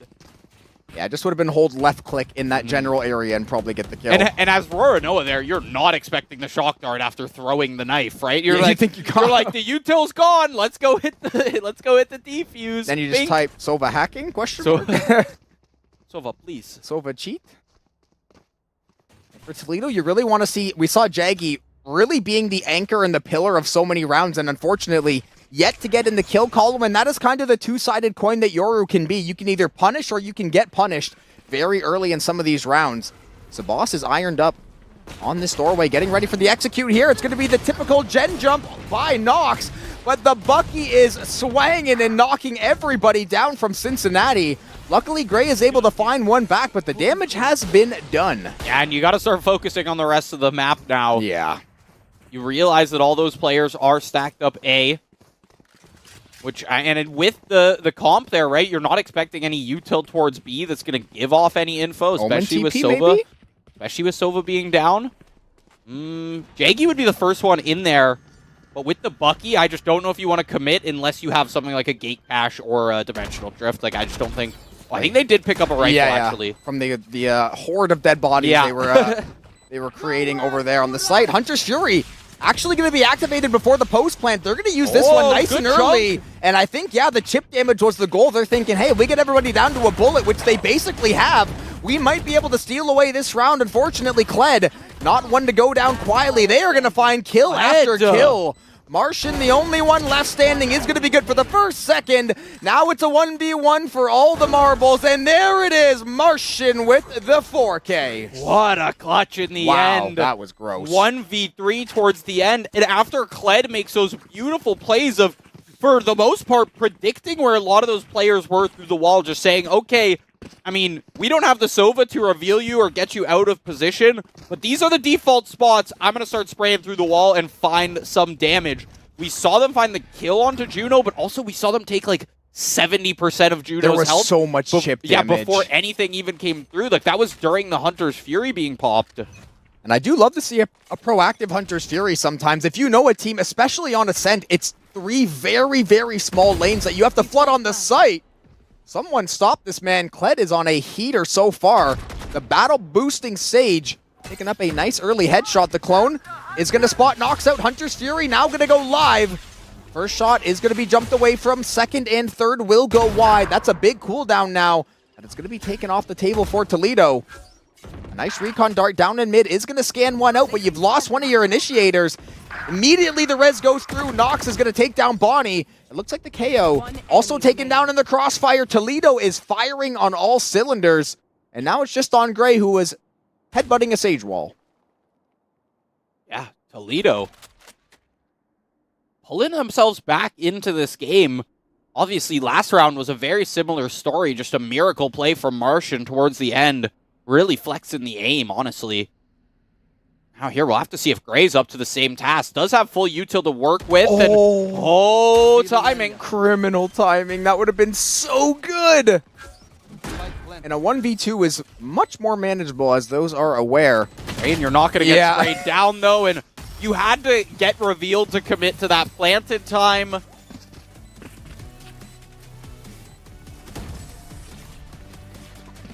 Jam into the Champs song yet again. Seems like everybody has I guess it's a Champs bundle. I shouldn't be surprised that every player That's the basically most has recent it. one there? Yeah, that's the 2025. What's his name? 347 Aiden? That's the song, Yep, right? yep. Yeah. That's also Canadian there. Ayo. Oh, Yankees! Ready, fellow Canadians out there. Yankee We had an lose. amazing night yesterday on the Diamond. Cincinnati looking to have an amazing night on the server. 6-2 so far. The weapons will be repurchased. Armor looks good. Ultimate's looking pretty good as well. Null Command, obviously a big thorn on the side. Could shut off the knives potentially. Nox, careful going back to the well there. Don't want to overplay your hand. Flash going to go through only 2 Bladestorm knives left, but now it's Juno looking up in the crossfire. Bonnie's in a great gonna spot. peek out, and you know they're going to peek out with magnificent timing on this as well. Never mind. The dark cover fades, and Martian is just ready for it. Luckily for them, Jakey gets to answer back with the 1, cut it down to just a 1-player advantage. Knives are still online. I think they're only 2 looking knives. at... Yeah, not a lot. However, more than enough to reset. 2 knives with chain. That's the knife that everyone's using that's on the chain. That Oh yeah, the literally is it. Kuronami. I think it's the Kuronami. That bundle is absolute yes. Yeah, that one is pretty nice. Nice plant coming through from Gray. There are still 2 Bladestorm knives in the back pocket, which means a reset is potentially in the cards. Shock Dart going to go a little bit wide in Toledo. They are swarming now. A kill in tree and a kill near heaven. Look at the aggression out of Martian. That is a psychopathic push. Luckily, no ammo on the Yoru, so he's able to walk away with both kills. And now you've just got Roanoa, full kit of util in the back pocket, but now you've got to outplay 2 Bearcats, not able to get the job done. Yeah, caught in a little bit of a split between angles there. It's, do I look tree? Do I look under? Yeah. Tough decision to make, especially when you're basically just praying that you're looking at the right one first. Somebody whiff, somebody whiff. Yeah. Give me a chance. Pretty well. And especially after, I mean, you shut down the ultimate from Nox, right? You stop worrying about the Bladestorm, at least any of those super aggressive plays you might get out of that. But in the end, it was Martian who, I think, stepped into their own smoke and just decided, we're going to shoot. Yeah. Me personally, I challenge these. And I win them. Enjoy my 3K. Ask me, I shall those. Ooh. Uh-oh, Glenn revealed as well, though. Gotta be There's the wary lockdown through finally. this wall. Luckily, that wall has been changed, so it's much harder to wall bang. So Kled gets away to safety quite easily. They've got to back off. Okay, they're finally going to hit tail and run away. I was going to say, this lockdown, Nox gets killed by an errant shock dart, and now Kled is cooking outside a boathouse. Toledo with a counterpunch of a lifetime. Dimensional drift and lockdown, and they don't give a damn. They are running down the Bearcats. Kled knows one's back boathouse as well. It's a timing play with Jaggy, but Juno also waiting in the wings. 1v1 back boathouse. This could swing the round very easily. Juno looking to lock down the market player. The KJ's on a 4K. Reverx will grab the last one. That was an absolute dogfight of a round, but Cincinnati walks away the victors. And Cincinnati, I mean, with the momentum you've picked up, a 10-2 half is realistic This here. doesn't even feel like an 8-2 game, though. I will say that. The kills back, like, we haven't seen nearly as many flawlesses as we did last game. The kills have also not been this close between teams in a series in a while. Yeah, like, that's true. pretty well. The top frag a little different, but everybody else is like one round away from being evened up. I mean, you think about it, Martian Walk had a 1v3 clutch, right? Yeah. So you take those 3 kills away, and it's, what, within 2? That's true, yeah. And a 1v3 at that. Yeah. Usually you're just shutting that person down instantly, and nothing for you. Nox, very aggressive in mid. The gate crash gets started, does not get finished. That's a great counterpunch from Bonnie. Yeah, and the dash just didn't take you where you wanted it to. Kled trying to spam through that smoke and instead takes a little bit of their own damage. But with a regen shield and being Sage, you're not concerned about the health.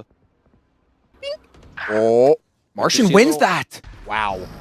I thought for sure that was Bonnie's kill through and through. And gets just free positioning on site. You do got to be worried about the Sova, that being Sebas. I wonder if the plant gets Hunter's Fury. I wonder how close they are to getting it Cincinnati, because that would basically not guarantee the round, but...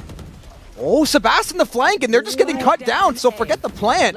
You don't even have the spike in your possession anymore. But now it's going to be all left to Sebas, hunkering down in tree, waiting to see what's going to give first. Looks like they maybe have a Guardian or possibly a Vandal there, but ultimately, too many angles to check. Juno getting another free kill. Reverk's having some fun on the plant button. Last round to use our creds and abilities. Don't waste your firepower. Here we are.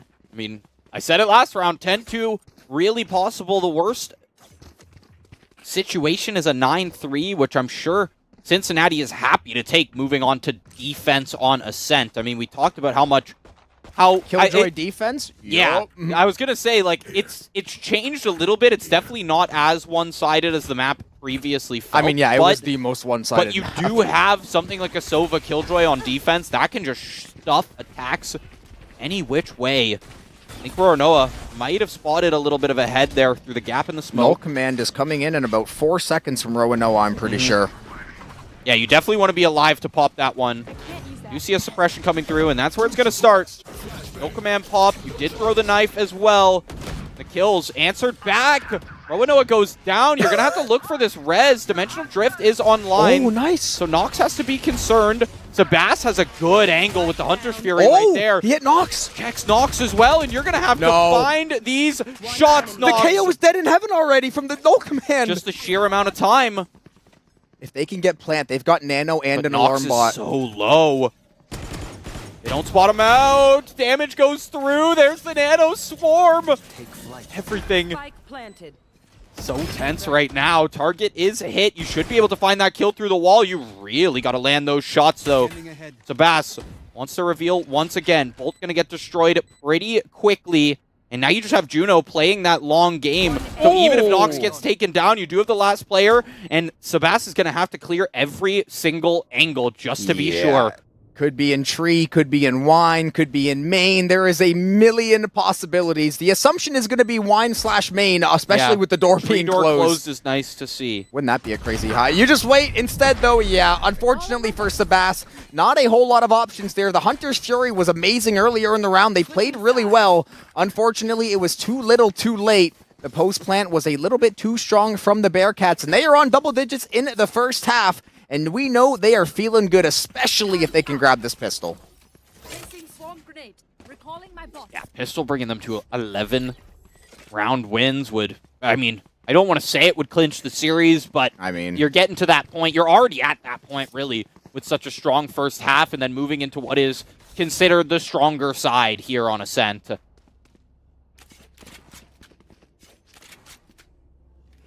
Full A stack. I was wondering what Toledo was maybe going to cook up. I think a death ball is probably their best course of action. The only problem, if you walk through the microwave, can be a little detrimental to the team health, but I don't think the microwave is set up, though. no, she just, she has the one doesn't nano have the turret. cash. Yeah, you can't have the full English, but you get a few bits and pieces here and there. It is going to be an A flood early on, fight over control of the orb, because Toledo, you desperately need some ultis, and you need to cycle those things with precision later on.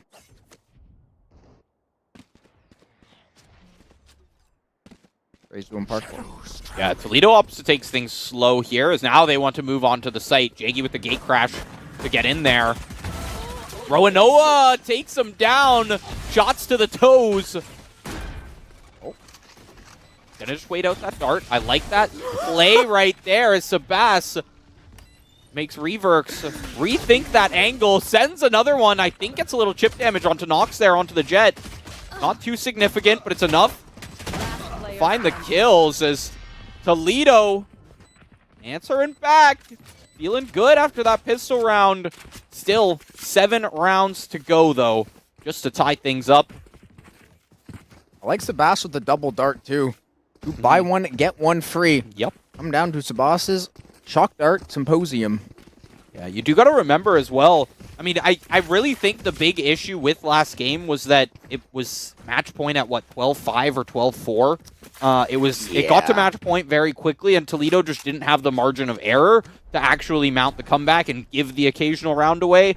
Here, you start moving things, you start getting momentum, you start winning rounds, you do have like a 2-3 round kind of net to fall back on, which is nice.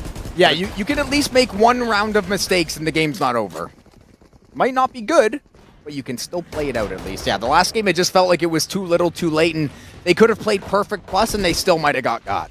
Yeah, because then you bring it to overtime, even if you end up in that situation. Great wall from Kled.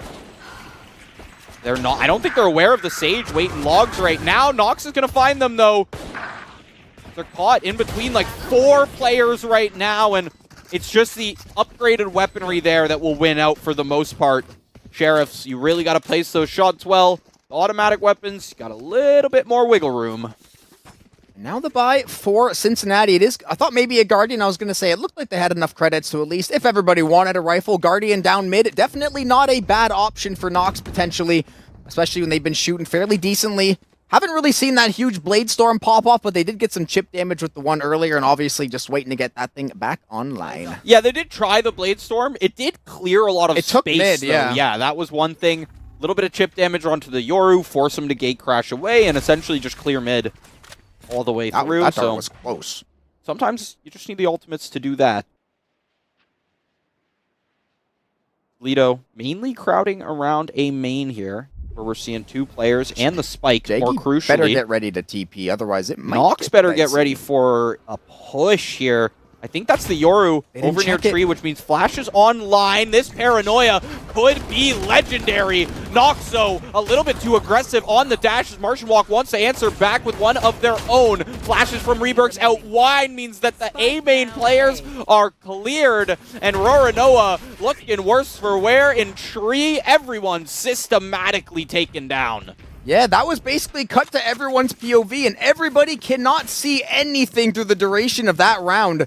These flashes have been on the money for Cincinnati, and we talked about it during Corrode. It felt like they were just getting so many layup kills off the glass to a teammate where it's like, listen, I'm going to blind him. He will not be able to see. If you swing this corner, you're going to get a +1 in the kill column, no questions asked. Yeah, like, I still don't know how I feel about Nox's little dash there. No, that was a heat check for sure. 100%, but, I saw especially, it wasn't a full flash, it was a paranoia, so you flash into their face, and then they can see you. And if someone dodged it, you're in big trouble. They're like, Jet just, Okay, just B-hop through, I kind of like it. wait, he just dashed into his teammate's back, but somehow gets away. It somehow turns into 2 kills. Oh, now we're even Res up. going to be forced up, yeah. And I like that. I mean, burn the res to try and stop match point as much as possible. Yeah.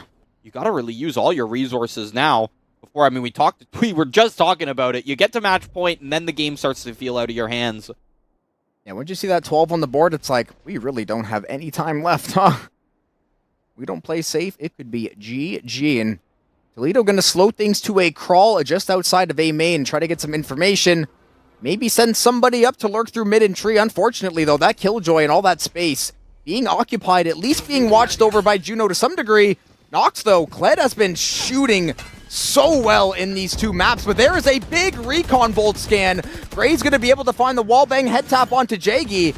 We know there are so many audio cues, and now we see the flanking Killjoy trying to lurk out of heaven, trying to just play out of the edge of the dark cover. That is a big 1v1 to win, and you're able to head and then just scalp Sebas in the meantime.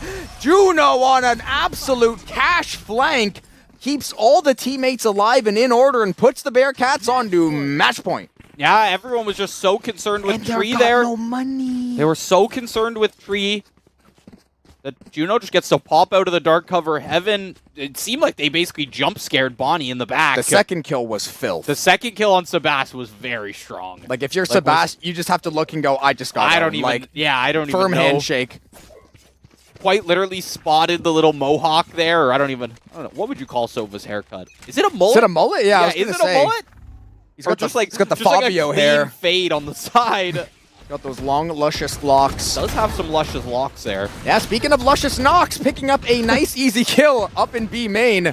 School of hard knocks. Yeah, I mean, hey, that's where they're taking Toledo right now because these They spot pistols, the barrel. all they had was a lone rifle to try to save the game, and the Arcane Sheriff only going to do so much for you, Toledo. It is the Bearcats with more authority in the second map on Ascent, 13-4, an absolute clinical effort and the epitome of teamwork throughout those 2 maps. Yeah, I think you put it very, very well there. I think individually, it did feel like in a lot of the 1v1s, right, the skill was fairly There was some matched up. dogfight rounds. There was some crazy shooting coming out of both sides. I think we can highlight Kled from Toledo as well. Not necessarily playing those pop-off agents. You know, I think it was like Fade into Sage or something like that. But very, very clean shooting, constantly finding multi-kills. Cheeky boost here and there. It was just you find a 3K, get traded out, and then somehow there's just a clutch from and then the side Martian of goes, Cincinnati. lol. Martian says, good try. That was funny for the most part there. And yeah, first map, definitely a little more brutal, a little more punches being thrown from Toledo. I think the second map, Cincinnati, the trades were just on point. Yeah. They were, especially on the attacking side, taking mid control was so crucial there. It gave them the options. There were more than a couple. Feel like they owned mid that whole map. There was more than a couple rounds where even if they decided not to just full send it, have Nox do a dash cloud burst. Yep. Even if that didn't work out and they went down a player, they just rotate back over to B. Oh, we had mid control the whole time. It's like we had mid control the whole time, so we're not concerned about crossing through mid, right? There was a lot of little pieces to kind of pull out of that game, out of that series. The biggest piece to pull for Cincinnati is that they're now 1-3. I wonder who they played to have that, because we even saw them play last year, and they were at least, at bare minimum, a solid team in every single title. So I wonder if they just maybe got off to a slow start to the season. The meta maybe isn't in their favor. Obviously, there's been a few shakeups after Masters and Champs, but the fact that that's their first one, I'd love to go check the schedule after later on and see exactly who and how they went down, because it's a team that clearly has shooters. Reverx was incredible. I think, okay, well, Cumberland was one of the losses. Okay. George Mason, Cumberland. Okay, so you got some good schools in there. Yeah, so a couple rosters who I would say, yeah, they're in. Well, Cumberland's definitely in that upper echelon, and George Mason, especially in VALORANT, has always been up good there. Yeah. I think we've seen them also in some COD and things like that as well. A lot of the shooters too, and I wonder too. Maybe tonight, maybe there's a little bit of extra fire under Cincinnati's belt, because I just realized both these teams are from Ohio. Anytime you have two teams within the same state, there's just something about it where it's like, I want to take them down. It's like the primal rivalry. Yeah, exactly. It's like these are the rivalries that extend to the early 1900s with all the collegiate athletes and collegiate sports in general. But definitely one of the better team games we've seen out of anyone. Cincinnati. Yeah. I mean, so I could count on 3 hands if I had him how many times a flash was just lobbed over mid, basically finger roll off the glass, and then someone flies around the corner, picks up an easy 2-piece. So that is what you want to see out of Cincinnati, and if this is the game to get them back on track, they need to keep stacking up these wins as the playoffs are slowly but surely approaching. So this is a great way to get back on track, and give credit to Tiffin earlier as well for winning out our first series. We had some fun games today, even though they weren't necessarily close, by score at least. They felt closer. Yeah, I mean, it was 2-0 when it came to it, and a couple of the games were close score-wise. Like, I would still consider 13-7, 13-8 to be with a few lost clutches, yeah. I would consider that to be a close game still, especially because we know how streaky VALORANT can be. So, you know, that game could have been 8-8 with 5, right? It wasn't, but they could have been, right? You never know. Whereas, yeah, something more of like a 13-2, 13-3, that's what I'm saying. That's stomp territory is what we saw over there on Ascent. But yeah, congrats to Tiffin. Congrats to Cincinnati. And don't forget as well, shout out to our sponsors there, Asus ROG, Monster Energy, and Extra Life. You saw them in the intermission there. They're the reason that this is possible, that we get to have these fantastic squads on stream there. If you are interested in anything PlayVS College related, PCL.GG is going to be your hub for all things PCL. You want to register for future semesters, you want to pick up some merch, you want to check standings, it'll link you all to it from there. So make sure you head over to PCL.GG. That'll be it for us tonight. That'll wrap up the week as well, at least from our Fisher Prod crew. And we will, of course, have Counter-Strike 2 tomorrow on Friday. That'll be headed up by the LCA guys, the classic CS squad, I like to say there. They always do a fantastic job. So CS2 Friday, if you're interested in some more tactical shooters, and we will be back next week with another regular lineup of games. Just that Tuesday, we'll have some R6 as things have been alternating back and forth. So it's been nice to get some shakeups, right? We had the COD on Tuesday as well. But that'll be it from us tonight. I'm Fundy. That's Jobin. Everybody, have a good night.